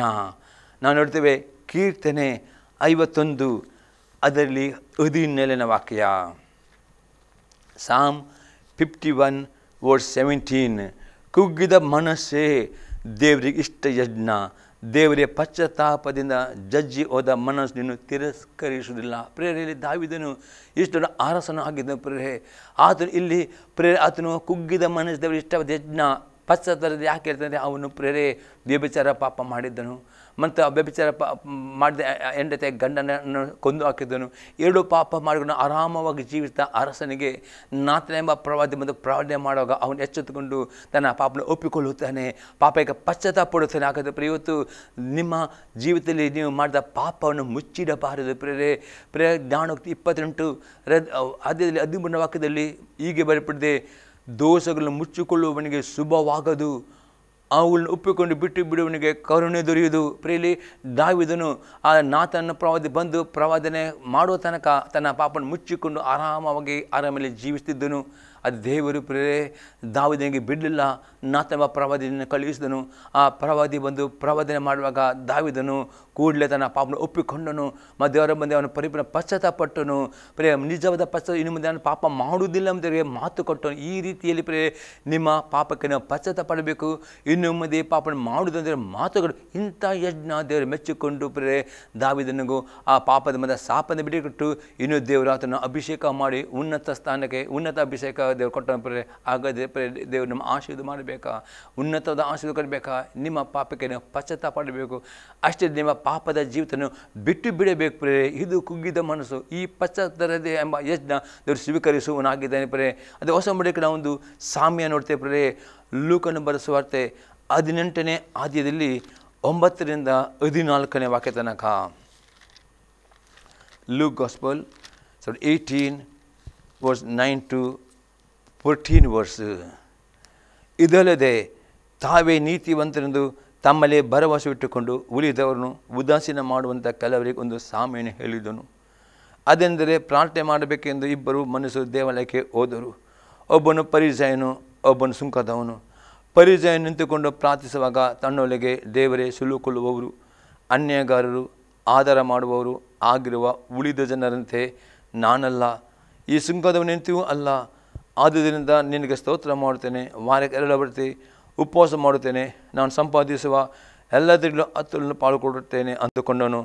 ಆದರೆ ಸುಂಕದವನು ದೂರದಲ್ಲಿ ನಿಂತು ಆಕಾಶದ ಕಡೆಗೆ ಕಣ್ಣೆತ್ತಿ ನೋಡುವುದಕ್ಕೂ ಮನಸ್ಸಿಲ್ಲದೆ ಏದೇನು ಬಡುಕೊಳ್ಳುತ್ತಾ, ದೇವರೇ ಪಾಪಿಯದನ್ನು ಕರುಣಿಸು ಅಂದನು. ಇವ ನೀತಿವಂತನೆಂದು ನಿರ್ಣಯಿಸಲ್ಪಟ್ಟವನಾಗಿ ತನ್ನ ಮನೆಗೆ ಹೋದನು. ಆ ಪರಿಸಯನು ಅಂಥವನಿಗೆ ಹೋಗಲಿಲ್ಲ ಎಂದು ನಿಮಗೆ ಹೇಳುತ್ತೇನೆ. ತನ್ನನ್ನು ಹೆಚ್ಚಿಸಿಕೊಳ್ಳುವ ಪ್ರತಿಯೊಬ್ಬನ ತಗ್ಗಿಸಲ್ಪಡುವನು, ತನ್ನನ್ನು ತಗ್ಗಿಸಿಕೊಳ್ಳುವವನು ಹೆಚ್ಚಿಸಲ್ಪಡುವನು ಅಂದನು. ಇಲ್ಲಿ ಪುನಃ ಯೇಸು ಕ್ರಿಸ್ತನು ಹೇಳ್ತಾನೆ ಪ್ರಾರ್ಥನೆ ಮಾಡಲಿಕ್ಕೆ ಇಬ್ಬರು ದೇವಾಲಯಕ್ಕೆ ಹೋಗ್ತಾರೆ, ಒಬ್ಬರು ಪರಿಸನು, ಒಬ್ಬರು ಸುಂಕದವನು. ನೋಡ್ತಾ ಪರಿಸನು ದೇವರ ಹತ್ರ ಹೋಗುವಾಗ ಆತನು ತನ್ನ ನೀತಿ ಬಗ್ಗೆ ಹೆಚ್ಚಳಪಡುತ್ತಾನೆ. ಆತನು ಆ ಸುಂಕದವನು ಕೊಂಡು ತನ್ನ ಜೀವಿತ ಅವನಿಗೆ ಹೋಲಿಕೆ ಮಾಡುತ್ತಾನೆ. ಈ ರೀತಿ ಅವನು ಮಾಡಿ ನಿಮಿತ್ತಾಗಿ ಅವನ ಯಜ್ಞ ದೇವರು ಸ್ವೀಕಾರ ಮಾಡಲಿಲ್ಲ ಆದರೆ ಆ ಸುಂಕದವನು ಪದಾರ್ಥ ಬರುವಾಗ ತನ್ನ ಬಗ್ಗೆ ಹೋಗ್ಲಿಕ್ಕಿಲ್ಲ. ದೇವ ನನ್ನ ಪರೀಕ್ಷಿಸು ಅಂದ್ರೆ ಈ ರೀತಿ ನನ್ನನ್ನು ತಗ್ಗಿಸ್ಕೊಂಡು ಹೋದನು. ಈ ರೀತಿ ದೇವಸ್ಥಾನ ಬರುವಾಗ ಮಾತ್ರ ದೇವರು ನಿಮ್ಮಲ್ಲಿ ಪಾಪ ಇರುವುದಾದರೆ ದೇವಸ್ಥಾನ ಸಭೆಯಲ್ಲಿ ಈ ಟಿ ವಿ ಮಾಧ್ಯಮ ವಾಕ್ಯ ಕೇಳುವಾಗ ದೇವರು ನಿಮ್ಮಲ್ಲಿ ಮಾತನಾಡ್ತಾನೆ. ಈ ಸುಂಕದವನಿಗೆ ನಿಮ್ಮ ಪಾಪಗಳನ್ನು ಹುಡುಕಿಕೊಳ್ಳಬೇಕು, ಉಂಟಾ ದೇವರನ್ನು ಪರೀಕ್ಷಿಸು ಎಂಬುದಾಗಿ ನಾವು ಕೇಳಿದರೆ ಮಾತ್ರವೇ ದೇವರ ಪವಿತ್ರಾತ್ಮನು ವಾಕ್ಯದ ಮುಖಾಂತರ ಪ್ರವಾದದ ಮುಖಾಂತರ ನಿಮ್ಮ ಅಂತರಾತ್ಮ ನಿಮ್ಮಲ್ಲಿ ಪಾಪದ ಬಗ್ಗೆ ನಿಮಗೆ ಆ ನೆನಪು ಅರಿವಿಕೆ ಬರ್ತದೆ. ಈ ರೀತಿಯಲ್ಲಿ ಸುಂಕದವನ ಅರಿವಿಕೆ ಬಂದ ನಿಮಿತ್ತ ಆತನು ಒಪ್ಪಿಕೊಂಡು ಪಾಪನ ಕರುಣಿಸುವ ದೇವರನ್ನು ತಗ್ಗಿಸಿಕೊಳ್ಳುತ್ತಾನೆ. ಅಲ್ಲಿ ಯೇಸುಕ್ರಿಸ್ತನೇ ಆ ಸುಂಕದವನ ಪ್ರಾರ್ಥನೆ, ಆತನ ಯಜ್ಞ ದೇವರು ಆ ಪಶ್ಚಾತ್ತಾಪ ಹೃದಯ ಅವನು ದೇವರು ಸ್ವೀಕಾರ ಮಾಡಿದನು. ಆ ಸುಂಕದವನು ದೇವರು ಹೆಚ್ಚಿಸಿದನು. ಆದರೆ ಈ ಪರಿಚಯನ ಯಜ್ಞ ಹೌದು, ಅವನು ಮಾಡಿದ ಒಳ್ಳೆಯ ಕ್ರಿಯೆಗಳು, ದಾನ ಧರ್ಮಗಳು, ಉಪವಾಸ ಯಾವುದೇ ಯಜ್ಞ ಸ್ವೀಕಾರ ಮಾಡಲಿ. ಯಾಕೆಂದರೆ ಅವನಲ್ಲಿ ಅಹಂಕಾರ ಇತ್ತು. ಅವನು ತನ್ನನ್ನೇ ಹೆಚ್ಚಿಸಿಕೊಂಡನು. ಆತನ ಆ ಒಂದು ಸಂಕುಲ ಜೀವಿತ ಅವನು ಹೋಲಿಕೆ ಮಾಡಿದ. ಈ ರೀತಿ ನಿಮ್ಮ ಜೀವಿತ ಬರದೇ ಎಷ್ಟು ದಾನ ಧರ್ಮ ಮಾಡಬಹುದು, ಎಷ್ಟು ಪ್ರಾರ್ಥನೆ ಮಾಡಬಹುದು, ಎಷ್ಟು ಉಪವಾಸ ಮಾಡಬಹುದು. ಆದರೆ ದೇವರ ಸನ್ನಿಧಿ ಪ್ರತಿ ಸಲ ಬರುವಾಗ, ದೇವರ ಸಭೆಗೆ ಬರುವಾಗ ಇತರರ ಜೀವಿತ ಎಂದಿಗೂ ಪರೀಕ್ಷೆ ಮಾಡಿ ಹೋಗಬೇಡ್ರಿ. ಇತರ ಜೊತೆ ಹುಡುಕು ಹೋಗ್ಲಿಕ್ಕೆ ದೇವತ ಬರುವಾಗ ದೇವ ನನ್ನ ಆತ್ಮಿಕ ಕಣ್ಣು ತೆರೆಯ ಮಾಡು, ದೇವ ನಾನು ಆತ್ಮೀಕ ತೆರೆಯ ಮಾಡು ದೇವ. ನಾನು ಈ ಆರಾಧನೆ ಹೋಗ್ತೇನೆ, ಅದೇ ಟಿ ವಿ ಮಾದ ಕೇಳಿದ್ರೆ ಪ್ರಾರ್ಥನೆ ದೇವ ಈ ವಾಕ್ಯದ ನನ್ನಲ್ಲಿ ಮಾತನಾಡಿದೆವ ದೇವ, ನನ್ನ ಏನಾದರೂ ಪಾಪ ಉಂಟು ಎಂಬುದು ಈ ರೀತಿ ಪ್ರಾರ್ಥನೆ ಪೂರ್ವಕವಾಗಿ ಟಿ ವಿ ಮಾಧ್ಯಮದ ಈ ಸಂದೇಶ ಕೇಳಿರಿ. ಪ್ರಾರ್ಥನೆ ಪೂರ್ವಕವಾಗಿ ನಾನು ಬೈಬಲ್ ಓದಿರಿ. ವ್ಯಕ್ತಿಗೆ ಪ್ರಾರ್ಥನೆ ಮಾಡೋದು ದೇವ ಬೇಡಿ ದೇವ ನನ್ನನ್ನು ಪರೀಕ್ಷಿಸಿದೇವ, ನಾನು ಶೋಧಿಸು ಎಂಬುದಾಗಿ ಹೇಳಿ ಸಭೆಗೆ ಹೋಗುವ ಪ್ರಾರ್ಥನೆ ಪೂರ್ವದೇವ ಈ ನಾನು ಆರಾಧನೆ ಹೋಗ್ತೇನೆ, ನನ್ನ ಸೇವಕರ ಮುಖಾಂತರ ನಿನ್ನ ಮಾತನ್ನು ಈ ರೀತಿ ಅಂತ ತಗ್ಗಿಸಬೇಕಾದ್ರೆ ಹೋಗಬೇಕು ಯಾಕಂದರೆ ಈ ಲೋಕದಲ್ಲಿ ಜೀವಿಸುವಾಗ ನಾನೇ ನೀತು ಅಂತ ನಾನೇ ಪ್ರತಿಮೆ ಅಹಂಕಾರ ಯಾರಲ್ಲಿ ಬರಬಾರದು. ಯಾವಾಗಲೂ ನಾವು ತಿಳಿದುಕೊಳ್ಳಬೇಕು. ನಾವು ಲೋಕದಲ್ಲಿದ್ದೇವೆ, ಶರೀರ ಅದನ್ನು ರಕ್ತ ಮಾಂಸದಲ್ಲಿದ್ದೇವೆ, ನಾವು ಪಾಪ ಮಾಡಿದ ಅಹಂಕಾರ ನಮ್ಮಲ್ಲಿ ಬರದೆ ನಾವು ದೇವರನ್ನು ತಗ್ಗಿಸಿಕೊಂಡು ದೇವನನ್ನು ಪರೀಕ್ಷಿಸು, ದೇವನನ್ನು ಸ್ತುತಿ ಈ ರೀತಿಯಲ್ಲಿ ನಾವು ಪ್ರಾರ್ಥನೆ ಮಾಡಿ ತಗ್ಗಿಸ್ಕೊಂಡು ಹೋಗುವುದಾದರೆ ಆಗುವ ಸಣ್ಣ ಪಾಪಗಳು ಇರ್ಬೋದು, ಅದು ಪ್ರಾರ್ಥನೆಯ ಉತ್ತರಕ್ಕೆ ಅಡ್ಡಿ ಮಾಡ್ತದೆ. ಯಾಕಂದರೆ ಐಜಯ ಪ್ರವಾದಿ ಪುಸ್ತಕದಲ್ಲಿ 59ನೇ ಅಧ್ಯಾಯದಲ್ಲಿ 1 ಮತ್ತು 2ನೇ ವಾಕ್ಯದಲ್ಲಿ ಐಜಯ ಪ್ರವಾದಿ ಹೀಗೆ ಹೇಳ್ತಾನೆ, ದೇವರ ಕಿವಿ ಕೇಳಲಾರ್ದ ಕಿವುಡಲ್ಲ, ಆತನ ಹಸ್ತ ರಕ್ಷಿಸಲಾರ್ದ ಮೋಟುಗೈಯಲ್ಲ, ನಿಮ್ಮ ಪಾಪ ಅಪರಾಧಗಳೇ ಆತನ ಮುಖಕ್ಕೆ ಅಡ್ಡವಾಗಿವೆ ಎಂಬುದಾಗಿ ಐಜಯ ಪ್ರವಾದಿ ಹೇಳ್ತಾನೆ. ಕೆಲವು ತುಂಬ ಪ್ರಾರ್ಥನೆ ಮಾಡ್ತೀರಿ, ಕೆಲವು ಉಪವಾಸ ಮಾಡ್ತಾರೆ, ಆದರೂ ಉತ್ತರವೇ ಬರೋದಿಲ್ಲ, ಚಿಂತೆ ಬಿಟ್ಟು ಹೋಗೋದಿಲ್ಲ. ಅದೇ ಕಾರಣ ಉಂಟು ಅದು ಕಾರಣ ನೀವು ಹುಡುಕೊಂಡು ಬರಬೇಕು. ಆಗ ದೊಡ್ಡ ದೊಡ್ಡ ಪಾಪ ನೀವು ಮಾಡೋದಿಲ್ಲ. ಇಲ್ಲಿ ಪರಿಸರ ದೊಡ್ಡ ಪಾಪ ಮಾಡಲಿಲ್ಲ, ಅವನು ಮಾಡಿದ ಚಿಕ್ಕ ಪಾಪ. ಅವನು ಏನು ಮಾಡಿದಂದರೆ ಅವನು ಮೊದಲು ತನ್ನ ಆಲೋಚನೆಯಲ್ಲಿ ತಾನೇ ನೀತಿವಂತನು, ತನ್ನ ಪಾಪವೆಂಬುದೇ ಒಂದು ಅಹಂಕಾರದ ಆಲೋಚನೆಯಲ್ಲಿ ಬಂತು ಎರಡನೇ ಪಾಪ ಆಲೋಚನೆ ಬಂದ ಕೂಡಲೇ ಅವನು ಅದೇ ತಕ್ಕ ಪ್ರಾರ್ಥನೆ ಮಾಡಿದನು. ಅವನು ಪ್ರಾರ್ಥನೆ ಮಾಡುವಾಗ ಸಹ ಹೇಗೆ ಪ್ರಾರ್ಥನೆ ಮಾಡಿದನು, ದೇವರು ನಾನು ಸುಂಕದವಂತ ಆ ರೀತಿಯನ್ನು ತನ್ನ ಆಲೋಚನೆ ಕೆಟ್ಟ ಆಲೋಚನೆ ಗೊತ್ತಾಗಲಿಲ್ಲ ಅವನಿಗೆ.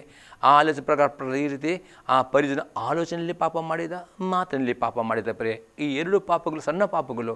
ಅವನು ಮಾಡಿದ ಒಳ್ಳೆಯ ಕ್ರಿಯೆಗಳು ಸರಿಯಿತ್ತು, ಅದೇ ಸಣ್ಣ ಪಾಪಗಳು ಸಹ ಅವನ ಪ್ರಾರ್ಥನೆ ಅಡ್ಡಿ ಆಯಿತು. ಇವತ್ತು ಅನೇಕರು ಎನ್ನಿಸ್ತಾರೆ, ಯಾಕೆ ಏನು ಪಾಪ ಮಾಡಿದ ಯಾವುದಿನ ಏನು ಪಾಪ ಮಾಡದಿರಬಹುದು, ಅದು ನಿಮ್ಮ ಆಲೋಚನೆಯಲ್ಲಿ ನಿಮ್ಮ ಬಾಯಿ ಮಾತಿನಲ್ಲಿ ಸಣ್ಣ ಪಾಪ ಮಾಡಿದ್ರು ಸಹ ಆ ಪಾಪವು ನಿಮ್ಮ ಪ್ರಾರ್ಥನೆ ಅಡ್ಡಿ ಆಗ್ತೇವೆ ಎಂಬುದಾಗಿ ಐಜಯ ಪ್ರವಾದನೆ ಪುಸ್ತಕ 59ನೇ ಅಧ್ಯಾಯದಲ್ಲಿ 1-2 ವಾಕ್ಯದಲ್ಲಿ ಬರೆಯಲ್ಪಟ್ಟ ಮೇರೆಗೆ ನೀವು ಈ ಸುಂಕದವನಾಗೆ ದಾವೀದನಾಗೆ ದೇವ ಮುಂದೆ ಬರಬೇಕು. ದೊಡ್ಡ ಪಾಪವಾಗ್ಬೋದು, ಸಣ್ಣ ಪಾಪ ಆಗ್ಬೋದು. ದೇವರ ಮುಂದೆ ನೀವು ಪಶ್ಚಾತ್ತಾಪ ಪಡುವುದಾದರೆ ಆ ಪಶ್ಚಾತ್ತಾಪದ ಹೃದಯ, ಆ ಕುಗ್ಗಿದ ಮನಸ್ಸಿನ ಯಜ್ಞದ ಸ್ವೀಕಾರ ಮಾಡಿಕೊಂಡು ನಿಮ್ಮ ಪ್ರಾರ್ಥನೆಗೆ ಉತ್ತರ ಕೊಡುತ್ತಾನೆ. ನಿಮ್ಮ ಯಜ್ಞವನ್ನು ಸ್ವೀಕಾರ ಮಾಡಿದಾನೆ, ಇಲ್ಲದ್ದರೆ ನಿಮ್ಮ ಯಜ್ಞವು ದೇವರು ಮೆಚ್ಚುವುದಿಲ್ಲ ಆಗದೆ ಈ ರೀತಿಯಲ್ಲಿ ಆ ಕುಗ್ಗಿದ ಮನುಷ್ಯನ ಯಜ್ಞವನ್ನು ದೇವರಿಗೆ ದಿನಾಲು ಒಪ್ಪಿಸಿಕೊಡುವುದು ಅತಿ ಅಗತ್ಯವಾಗಿದೆ ಅಷ್ಟೇ ಅಲ್ಲದೆ ಆ ನಿಮ್ಮ ಪುನಃ ಪಾಪವನ್ನು ಮಾಡೋದೇ ಆ ಪಾಪವನ್ನು ಬಿಟ್ಟು ಬಿಡುವರಾಗ ನಾವು ನೋಡ್ತೇವೆ. 1ನೇ ಕೊರಿಂಥಿಯದವರಿಗೆ ಬರೆದ ಪತ್ರಿಕೆ 15ನೇ ಅಧ್ಯಾಯದಲ್ಲಿ 34ನೇ ವಾಕ್ಯ. 1 Corinthians chapter 15 verse 34. ಇಂಥ ಅಮಲಿನಿಂದೆಚ್ಚಿತು ನೀತಿವಂತರಾಗಿರಿ, ಪಾಪವನ್ನು ಬಿಟ್ಟು ಬಿಡಿರಿ. ಕೆಲವರಿಗೆ ದೇವರ ವಿಷಯದಲ್ಲಿ ಜ್ಞಾನವಿಲ್ಲ, ನಿಮಗೆ ನಾಚಿಗುಟ್ಟಬೇಕೆಂದು ಹೇಳುತ್ತೇನೆ. ಅಂದರೆ ಇಂಥ ಅಮಲಿನಿಂದ ನೀತಿವಂತರ ಪಾಪವನ್ನು ಬಿಟ್ಟು ಬಿಡಬೇಕು. ಪಶ್ಚಾತ್ತಾಪ ಅಂದರೆ ಪುನಃ ಪಾಪ ಮಾಡಿದರೆ ದಾವೀದನ ನಂತರ ಎಂದಿಗೂ ಅವನು ವ್ಯಭಿಚಾರ ಪಾಪ ಮಾಡಲಿಲ್ಲ. ಆ ಪಾಪವನ್ನು ಪಶ್ಚಾತ್ತಾಪ ಪಾಪ ಅರಿಕೆ ಮಾಡುವುದು ಮತ್ತು ಬಿಟ್ಟು ಬಿಡಬೇಕು. ಈ ರೀತಿಯ ಪಶ್ಚಾತ್ತಾಪದ ದೇವರು ಸ್ವೀಕರಿಸುವವನು ಆಗಿದ್ದಾನೆ ಪ್ರಿಯರೇ. ಈಗ ಮೂರನೇ ಯಜ್ಞ ನೋಡ್ತೇವೆ, ದಿನಾಲು ನಮ್ಮ ಶರೀರದ ಪ್ರತಿಯೊಂದು ಅಂಗಾಂಗಗಳನ್ನು ದೇವರಿಗೆ ಸಜೀವ ಯಜ್ಞವಾಗಿ ಸಮರ್ಪಿಸುವವರು ಆಗಬೇಕು. ರೋಮಾಪುರದಲ್ಲಿರುವ ಪತ್ರಿಕೆ 12ನೇ ಅಧ್ಯಾಯದಲ್ಲಿ 1ನೇ ವಾಕ್ಯ, ರೋಮನ್ಸ್ ಚಾಪ್ಟರ್ 12:1. ಆದುದರಿಂದ ಸಹೋದರರೇ, ದೇವರ ಕನಿಕರವನ್ನು ನಿಮ್ಮ ನೆನಪಿಗೆ ತಂದು ನಿಮ್ಮನ್ನು ಬೇಡಿಕೊಳ್ಳುವುದೇನೆಂದರೆ, ನೀವು ನಿಮ್ಮ ದೇಹಗಳನ್ನು ದೇವರಿಗೆ ಮೀಸಲಾಗಿಯೂ ಮೆಚ್ಚುಗೆಯಾಗಿಯೂ ಇರುವ ಸಜೀವ ಯಜ್ಞವಾಗಿ ಅರ್ಪಿಸಿರಿ. ಇದೇ ನಿಮ್ಮ ವಿವೇಕಪೂರ್ವಕದ ಆರಾಧನೆ. ಪ್ರಿಯರೇ, ದೇವರಿಗೆ ಇಂಥ ಆರಾಧಕರು ಬೇಕು.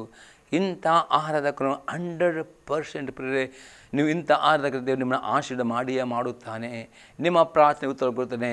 ಎಲ್ಲ ಕಷ್ಟ ನಿಮಗೆ ಬಿಡುಗಡೆಯಾಗ್ತದೆ. ಇಂಥ ಆರಾಧನೆ ಮಾಡುವ ಯಜ್ಞ ಪ್ರಿಯ ಇದು ಆಗಿದೆ. ದಿನಾಲು ಪ್ರೇರೆ ನಿಮ್ಮ ಪ್ರತಿಯೊಂದು ಸದ ಅಂಗಾಂಗಗಳನ್ನು ದೇವರ ವಾಕ್ಯಕ್ಕೆ ವಿಧೇಯರಾಗುವುದಕ್ಕೆ, ನೀತಿಯ ಕೃತ್ಯಗಳನ್ನು ಮಾಡುವುದಕ್ಕೆ ಸಜೀವ ಯಜ್ಞ ಅರ್ಪಿಸಿಕೊಡಿರಿ. ಇದೇ ದೇವರಿಗೆ ಬೇಕಾದ ವಿವೇಕಪೂರ್ವಕದ ಆರಾಧನೆ. ಈ ರೀತಿಯ ಆರಾಧನೆ ಎಂಬ ಯಜ್ಞ ಸಮರ್ಪಣೆ ಮಾಡಿ ಡೆಫಿನೆಟ್ ಪ್ರೇರೆ ಪರಲೋಕದ ಬಾಗಿಲು ತೆರೆಯಲ್ಪಡುತ್ತದೆ ಮತ್ತು ದೇವರು ನಿಮ್ಮ ಯಜ್ಞವನ್ನು ಸ್ವೀಕಾರ ಮಾಡಿಕೊಂಡು ನಿಮಗೆ ಆಶೀರ್ವಾದ ಮಾಡುತ್ತಾನೆ. ಯಾಕಂದರೆ ನಿಮ್ಮ ವಿಧೇಯತೆಗೆ ಆಕಾಶ ಭೂಮಿ ಸಾಕ್ಷಿಯಾಗಿದೆ. ನೀವು ಅವಿಧೇಯರಾದರೆ ಭೂಮಿ ಆಕಾಶ ನಿಮ್ಮ ವಿರುದ್ಧವಾಗಿ ಸಾಕ್ಷಿ ಆಗುತ್ತೆ ಪ್ರಿಯರೇ. ಅದಕ್ಕೆ ಅಲ್ಲಿ ಆಸಾಪನ ಆ ಕೀರ್ತನೆ 50ನೇ ಕೀರ್ತನೆಯಲ್ಲಿ 4ನೇ ವಾಕ್ಯದಲ್ಲಿ ಹೇಳ್ತದೆ, ಆಕಾಶ ಭೂಮಿಗಳು ಅಲ್ಲಿ ಸಾಕ್ಷಿಯಾಗಿವೆ. 5ನೇ ವಾಕ್ಯದಲ್ಲಿರ್ತಾನೆ, ಯಜ್ಞಗಳನ್ನೇ ಒಡಂಬಡಿಕೆ ಮಾಡಿಕೊಂಡು ನಾನು ಭಕ್ತರು ಕೂಡಿಕೊಂಡು. 6ನೇ ವಾಕ್ಯದಲ್ಲಿ ಆಕಾಶ ಮಾಡಿದರೆ ದೇವರು ನ್ಯಾಯಾಧಿಪತಿಯಾಗಿದೆ. ಹಾಗೆ ನಿಮ್ಮ ವಿಧೇಯತೆಗೆ ತಕ್ಕ ಹಾಗೆ ದೇವರು ನಿಮಗೆ ಆಶೀರ್ವಾದ ಕೊಡುವನಾಗಿದ್ದಾನೆ ಪ್ರಿಯ. ಹಾಗಾದರೆ ಈ ರೀತಿ ನಿಮ್ಮ ಸಡ್ಡ ಪ್ರತಿ ಅಂಗಾಂಗಗಳನ್ನು ದಿನಾಲು ಸಜೀವ ಯಜ್ಞಕ್ಕೆ ಅರ್ಪಿಸಿಕೊಡ್ರಿ. ಇದು ಆರಾಧನೆ. ಇಂಥ ಆರಾಧಕರನ್ನು ದೇವರು ಮೆಚ್ಚುತ್ತಾನೆ. ಇಂಥ ಆರಾಧಕರನ್ನು ಆಶೀರ್ವಾದ ಮಾಡುವವನು ಆಗಿದ್ದಾನೆ ಪ್ರಿಯರೇ. 4ನೇ ಯಜ್ಞವಂತೆ ದಿನಾಲು ಪ್ರಾರ್ಥನೆ ಎಂಬ ಯಜ್ಞವನ್ನು ದೇವರಿಗೆ ಸಮರ್ಪಿಸುವವರು ಆಗಬೇಕು. ಪೇತ್ರನ ಬರೆದ ಮೊದಲನೇ ಪತ್ರಿಕೆ ಅದು 2ನೇ ಅಧ್ಯಾಯದಲ್ಲಿ 5ನೇ ವಾಕ್ಯ, 1 Peter 2:5. ನೀವು ಸಹ ಜೀವವುಳ್ಳ ಕಲ್ಲುಗಳಾಗಿದ್ದು ಆತ್ಮಸಮ್ಮತವಾದ ಮಂದಿರವಾಗಲಿಕ್ಕೆ ಕಟ್ಟಲ್ಪಡುತ್ತಾ ಇದ್ದೀರಿ ಮತ್ತು ಯೇಸು ಕ್ರಿಸ್ತನ ಮೂಲಕ ದೇವರಿಗೆ ಸಮರ್ಪಕವಾದ ಆತ್ಮೀಯ ಯಜ್ಞಗಳನ್ನು ಸಮರ್ಪಿಸುವುದಕ್ಕೆ ಪವಿತ್ರ ಯಾಜಕ ವರ್ಗದವರಾಗಿದ್ದೀರಿ. ಇಲ್ಲ ಪೇತ್ರ ಯಾರ್ಯಾರು ಯೇಸು ಕ್ರಿಸ್ತನ ನಂಬಿಕೆ ಇಟ್ಟಿದ್ದೀರೋ, ಯಾರು ಯೇಸು ಕ್ರಿಸ್ತನ ಅಂಗೀಕಾರ ಮಾಡಿದೋ ಅವರೆಲ್ಲರಿಗೆ ಹೊಸ ನಂಬಿಕೆ. ನೀವೆಲ್ಲರೂ ಯೇಸು ನಂಬಿಕೆಟ್ಟವರು ಪವಿತ್ರ ಯಾಜಕ ವರ್ಗದವರಾಗಿ ದೇವರು ಕರೆಯುತ್ತಾನೆ. ಹಾಗಾದರೆ ಪ್ರತಿಯೊಬ್ಬ ಯಾಜಕ ಕರ್ತವ್ಯ ಬರೀ ದಿನಾಲು ಬೆಳಿಗ್ಗೆ ಮತ್ತು ಸಾಯಂಕಾಲ, ಬೆಳಿಗ್ಗೆ ಮತ್ತು ರಾತ್ರಿ ಪ್ರತಿಯೊಬ್ಬ ಯಾಜಕರ ಕರ್ತವ್ಯ ಅಲ್ಲಿ ದೇವರಿಗೆ ಯಜ್ಞಗಳನ್ನು ಸಮರ್ಪಿಸುವುದು ಅದು ಯಜ್ಞ ಆಗಿದೆ. ಸ್ತುತಿ ಆರಾಧನೆ ಪ್ರಾರ್ಥನೆ ದಿನಾಲು ಮುಂಜಾನೆಯಲ್ಲಿ ಪ್ರತಿಯೊಬ್ಬರನ್ನು ಎದ್ದುಕೊಂಡು ದೇವರಿಗೆ ಸ್ತುತಿ ಆರಾಧನೆ ಪ್ರಾರ್ಥನೆ ವಿಜ್ಞಾಪನೆ ಮಾಡುವರಾಗಬೇಕು ಪ್ರಿಯರೇ. ಇದು ಆರಾಧನೆ ಮಾಡಲಿಕ್ಕೆ ಈ ಯಜ್ಞ ದೇವರು ಯಾಜಕರಿದ್ದಾನೆ. ಸಾಯಂಕಾಲ ಸಪ್ರೆ ಹಾಗೆ ಸ್ತುತಿ ಆರಾಧನೆ ಪ್ರಾರ್ಥನೆ ಯಜ್ಞ ದಿನಾಲು ಸಮರ್ಪಿಸುವ ಈ ಯಾಜಕರು ಈ ಕರ್ತವ್ಯವನ್ನು ಮಾಡಿದರೆ 100% ದೇವರು ಈ ಯಜ್ಞವನ್ನು ಸ್ವೀಕರಿಸ್ತಾನೆ ಮತ್ತು ನಿಮ್ಮನ್ನು ಆಶೀರ್ವದಿಸುವವನು ಆಗಿದ್ದಾನೆ ಪ್ರಿಯರೇ. ಅದು ನಾವು ನೋಡ್ತೇವೆ ಯಾವ ರೀತಿ ಅದು ಯಜ್ಞ ದೇವರಿಗೆ ಮೆಚ್ಚುತ್ತದೆ ಎಂಬುದನ್ನು ನಾವು ಪ್ರಕಟಣೆ ಗ್ರಂಥ 8ನೇ ಅಧ್ಯಾಯದಲ್ಲಿ ನಾವು ನೋಡ್ತೇವೆ. ಪ್ರಾರ್ಥನೆ ಯಜ್ಞ ಅತಿ ಪ್ರಾಮುಖ್ಯವಾಗಿದೆ ಪ್ರಿಯರೇ. ಪ್ರಕಟಣೆ 8ನೇ ಅಧ್ಯಾಯದಲ್ಲಿ 3ರಿಂದ 5ನೇ ವಾಕ್ಯ ತನಕ, ರೆವಲ್ಯೂಷನ್ 8:3-5. ಆಮೇಲೆ ಮತ್ತೊಬ್ಬ ದೇವದೂತನು ಬಂದು ಯಜ್ಞವೇದಿಯ ಬಳಿಯಲ್ಲಿ ನಿಂತನು. ಅವನ ಕೈಯಲ್ಲಿ ಚಿನ್ನದ ಧೂಪವಿತ್ತಿತ್ತು. ಸಿಂಹಾಸನದ ಮುಂದಣ ಚಿನ್ನದ ಧೂಪವೇದಿಯ ಮೇಲೆ ದೇವಜನರೆಲ್ಲರ ಪ್ರಾರ್ಥನೆಗಳ ಜೊತೆಯಲ್ಲಿ ಸಮರ್ಪಿಸುವುದಕ್ಕಾಗಿ ಅವನಿಗೆ ಬಹಳ ಧೂಪ ಕೊಡಲ್ಪಟ್ಟಿತು. ಆಗ ಧೂಪದ ಹೊಗೆಯು ದೇವದೂತನ ಕೈಯೊಳಗಿಂದ ಹೊರಟು ದೇವಜನರ ಪ್ರಾರ್ಥನೆಗಳೊಂದಿಗೆ ಕೂಡಿ ದೇವರ ಸನ್ನಿಧಿಗೆ ಏರಿ ಹೋಯಿತು. ತರುವಾಯ ಆ ದೇವದೂತನು ಧೂಪರತಿಯನ್ನು ತೆಗೆದುಕೊಂಡು ಯಜ್ಞವೇದಿಯ ಮೇಲಿದ್ದ ಕಂಡಗಳಿಂದ ತುಂಬಿಸಿ ಭೂಮಿಗೆ ಬಿಸಾಡಿದನು. ಆಗ ಗುಡುಗುಲು, ವಾಣಿಗಳು, ಮಿಂಚುಗಳು, ಭೂಕಂಪ ಉಂಟಾದವು. ಅದರಿಂದ ಪರಲೋಕದಲ್ಲಿ ಇಲ್ಲಿ ನೀವು ಭೂಮಿಯಲ್ಲಿ ಪ್ರಾರ್ಥನೆ ಮಾಡುವಾಗ ಯಾಜಕರಾಗಿ ಸ್ತುತಿ ಆದವು. ಈ ಪ್ರಾರ್ಥನೆ ಸ್ತುತಿ ಆದೆಮ್ಮ ಅದು ಯಜ್ಞ ಪರಲೋಕದಲ್ಲಿ ದೇವರು ಸ್ವೀಕರಿಸುತ್ತಾನೆ. ಇದಕ್ಕೆ ನಿಮಗೆ ಪವಿತ್ರ ಯಾಜಕರಾದರೆ ನಿಮ್ಮ ಡ್ಯೂಟಿ, ನಿಮ್ಮ ಜವಾಬ್ದಾರಿ ಬೆಳಿಗ್ಗೆ ರಾತ್ರಿ ದಿನಾಲು ನಂಬಿಕೆ ಸಹ ಪ್ರಾರ್ಥನೆ ಮಾಡಬೇಕು ಮತ್ತು ಒಬ್ಬೊಬ್ಬರಿಗೋಸ್ಕರ ನೀವು ವಿಜ್ಞಾಪನೆ ಮಾಡುವವರಾಗಬೇಕು. ಅದಕ್ಕೆ ವಾಪಸ್ ಬರ್ತಾನೆ 1 ತಿಮೋತಿ ಪುಸ್ತಕ 2ನೇ ಅಧ್ಯಾಯದಲ್ಲಿ 1-3 ವಾಕ್ಯ. ಫಸ್ಟ್ ತಿಮೋತಿ 2:1-3 ಈ ರೀತಿ ಪ್ರಾರ್ಥನೆ ಮಾಡಬೇಕು ಅಂತ ವಾಪಸ್ ಪೌಲನು ಹೇಳ್ತಾನೆ. ಎಲ್ಲದಕ್ಕಿಂತ ಮೊದಲು ಮನುಷ್ಯರೆಲ್ಲರಿಗೋಸ್ಕರ ದೇವರಿಗೆ ವಿಜ್ಞಾಪನೆಗಳನ್ನು, ಪ್ರಾರ್ಥನೆಗಳನ್ನು, ಮನವಿಗಳನ್ನು, ಕೃತಜ್ಞತೆಗಳನ್ನು ಮಾಡಬೇಕೆಂದು ಬೋಧಿಸ್ತೇನೆ. ನಮಗೆ ಸುಖ ಸಮಾಧಾನಗಳು ಉಂಟಾಗಿ ನಾವು ಪೂರ್ಣ ಭಕ್ತಿಯಿಂದಲೂ ಗೌರವದಿಂದಲೂ ಕಾಲಕ್ಷೇಪ ಮಾಡುವಂತೆ ಅರಸುಗಳಿಗಾಗಿಯೂ ಎಲ್ಲ ಅಧಿಕಾರಿಗಳಿಗಾಗಿಯೂ ವಿಜ್ಞಾಪನೆಗಳನ್ನು ಮಾಡಬೇಕು. ಹಾಗೆ ಮಾಡುವುದು ನಮ್ಮ ರಕ್ಷಕನಾದ ದೇವರ ಸನ್ನಿಧಿಯಲ್ಲಿ ಮೆಚ್ಚಿಕಾಗಿಯೂ ಯೋಗ್ಯವಾಗಿಯೂ ಅದೇ. ಈ ರೀತಿ ಅಪ್ಪಸ್ತಲನ ಪ್ರತಿಯೊಬ್ಬರು ಯಾಜಕರು ದುನಿಯಾ ಎಲ್ಲ ಮನುಷ್ಯರ ರಕ್ಷಣೆಗೋಸ್ಕರವಾಗಿ, ನಿಮ್ಮ ಅಧಿಕಾರಿಗೋಸ್ಕರವಾಗಿ, ನಿಮ್ಮ ಕುಟುಂಬದಗೋಸ್ಕರವಾಗಿ, ನಮ್ಮ ಸಭೆಗೋಸ್ಕರ ದಿನಾಲು ಪ್ರಾರ್ಥನೆ ಮಾಡಬೇಕು, ಸ್ತುತಿ ಹಾಡಬೇಕು. ಇದು ಯಜ್ಞ ಪ್ರತಿಭೆ ಯಾಜಕ ಸಲ್ಲಿಸುವವರ ಇಂಥ ಯಜ್ಞ ದೇವರಿಗೆ ಮೆಚ್ಚುವನು ಆಗಿದ್ದಾನೆ ಪ್ರೇರೆ. ಈಗ 5ನೇ ಯಜ್ಞ ಆಗಿದೆ ಸ್ತುತಿ ಎಂಬ ಯಜ್ಞವನ್ನು ದೇವರಿಗೆ ಸಮರ್ಪಿಸುವವರು ಆಗಬೇಕು. 1ನೇ ಥೆಸಲೋನಿಕದವರಿಗೆ ಬರೆದ ಪತ್ರಿಕೆ 5ನೇ ಅಧ್ಯಾಯದಲ್ಲಿ 18ನೇ ವಾಕ್ಯ. First Thessalonians chapter 5:18. ಎಲ್ಲದರಲ್ಲಿಯೂ ಕೃತಜ್ಞತಾಸ್ತುತಿ ಮಾಡಿರಿ, ಇದು ನಿಮ್ಮ ವಿಷಯವಾಗಿ ಕ್ರಿಸ್ತ ಯೇಸುವಿನಲ್ಲಿ ತೋರಿ ಬಂದ ದೇವರ ಚಿತ್ತ. ಅಪ್ಪಸ್ತಲನೆ ಪ್ರತಿಯೊಂದು ಸಂದರ್ಭದಲ್ಲಿ ನಿಮಗೆ ಪ್ರಾರ್ಥನೆ ಉತ್ತರ ಬರುವ ತನಕ ಬರುವ ಪ್ರತಿಯೊಂದು ಸನ್ನಿವೇಶಕ್ಕಲ್ಲ, ಒಳ್ಳೆಯ ಸನ್ನಿವೇಶದಲ್ಲಿ ಮತ್ತು ಕೆಟ್ಟ ಸನ್ನಿವೇಶದಲ್ಲೂ ಎಲ್ಲ ಸಂದರ್ಭದಲ್ಲಿಯೂ ನಿಮ್ಮ ಕಷ್ಟದಲ್ಲಿಯೂ, ದುಃಖದಲ್ಲಿಯೂ, ವೇದನೆ ಎಲ್ಲದರಲ್ಲೂ ದೇವರಿಗೆ ನೀವು ಸ್ತುತಿ ಮಾಡಬೇಕು ವಿನ ಗುಣಗುಟ್ಟುವರಾಗಬಾರ್ದು. ಎಂದಿಗೂ ಯಾವ ಪ್ರೇರಣೆ ಗುಣಗುಟ್ಟುವರಾಗಬಾರ್ದು.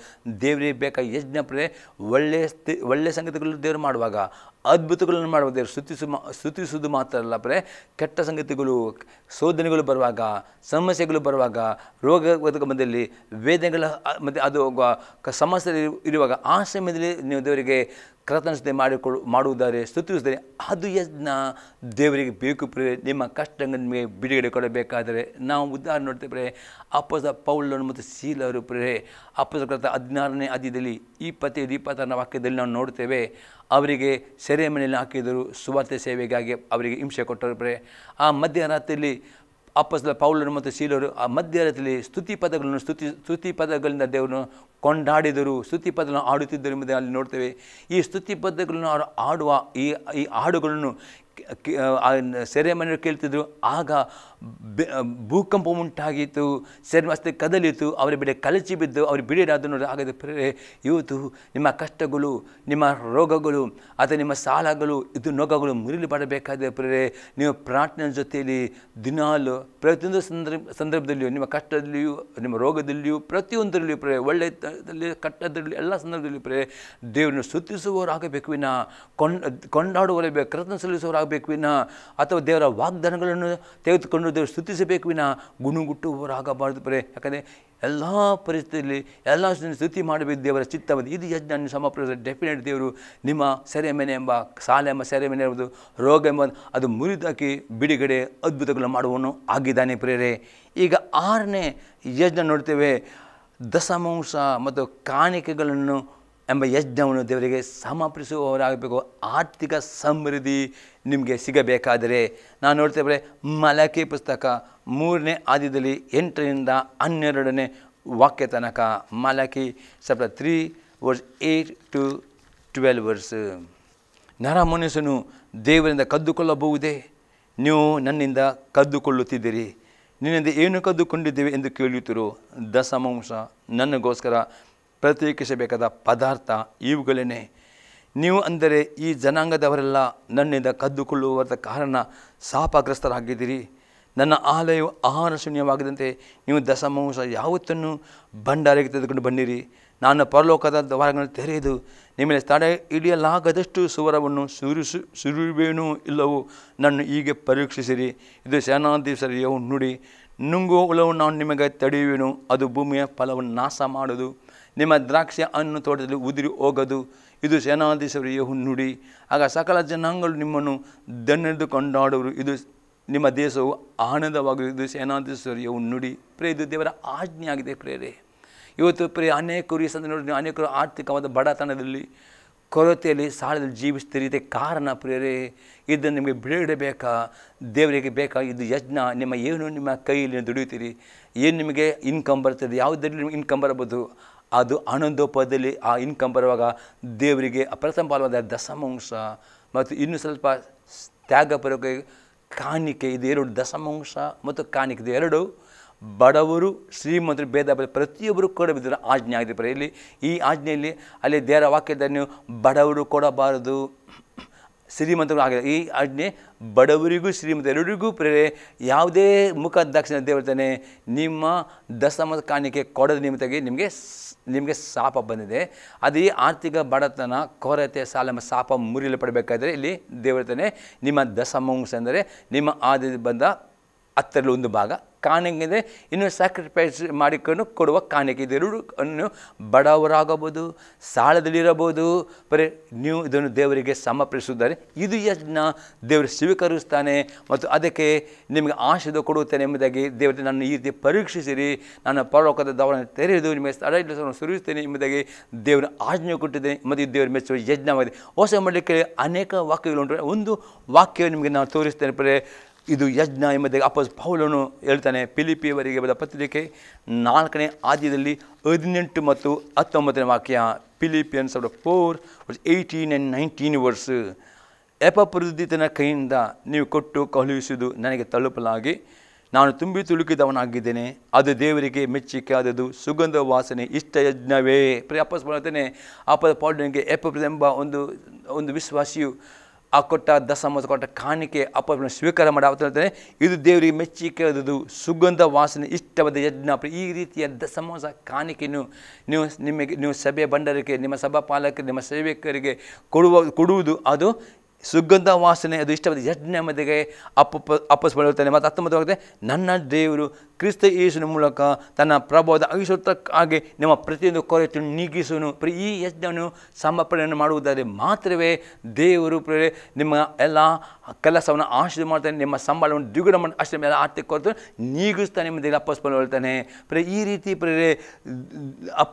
ಆಸಾಫನು ಆ ಕೀರ್ತನೆ 54:5-6 ವಾಕ್ಯದ ಬರೆದರೆ ಈ ರೀತಿಯ ಯಜ್ಞಗಳನ್ನು ಸಮರ್ಪಿಸಿಕೊಂಡು ದೇವರ ಸನ್ನಿಧಿಗೆ ಬರುವಾಗ ದೇವರು ಇದು ಭೂಮಿ ಆಕಾಶ ಈ ಯಜ್ಞಗಳ ಬಗ್ಗೆ ನಿಮ್ಮ ದೇವರ ಸಾಕ್ಷಿ ಕೊಡುವಾಗ ದೇವರ ನ್ಯಾಯಾಧಿಪತಿ ಹಾಕೊಂಡು ನಿಮ್ಮ ಈ ಯಜ್ಞ ಸ್ವೀಕಾರ ಮಾಡಿ ನಿಮ್ಮನ್ನು ಆಶೀರ್ವಾದ ಮಾಡುತ್ತಾನೆ.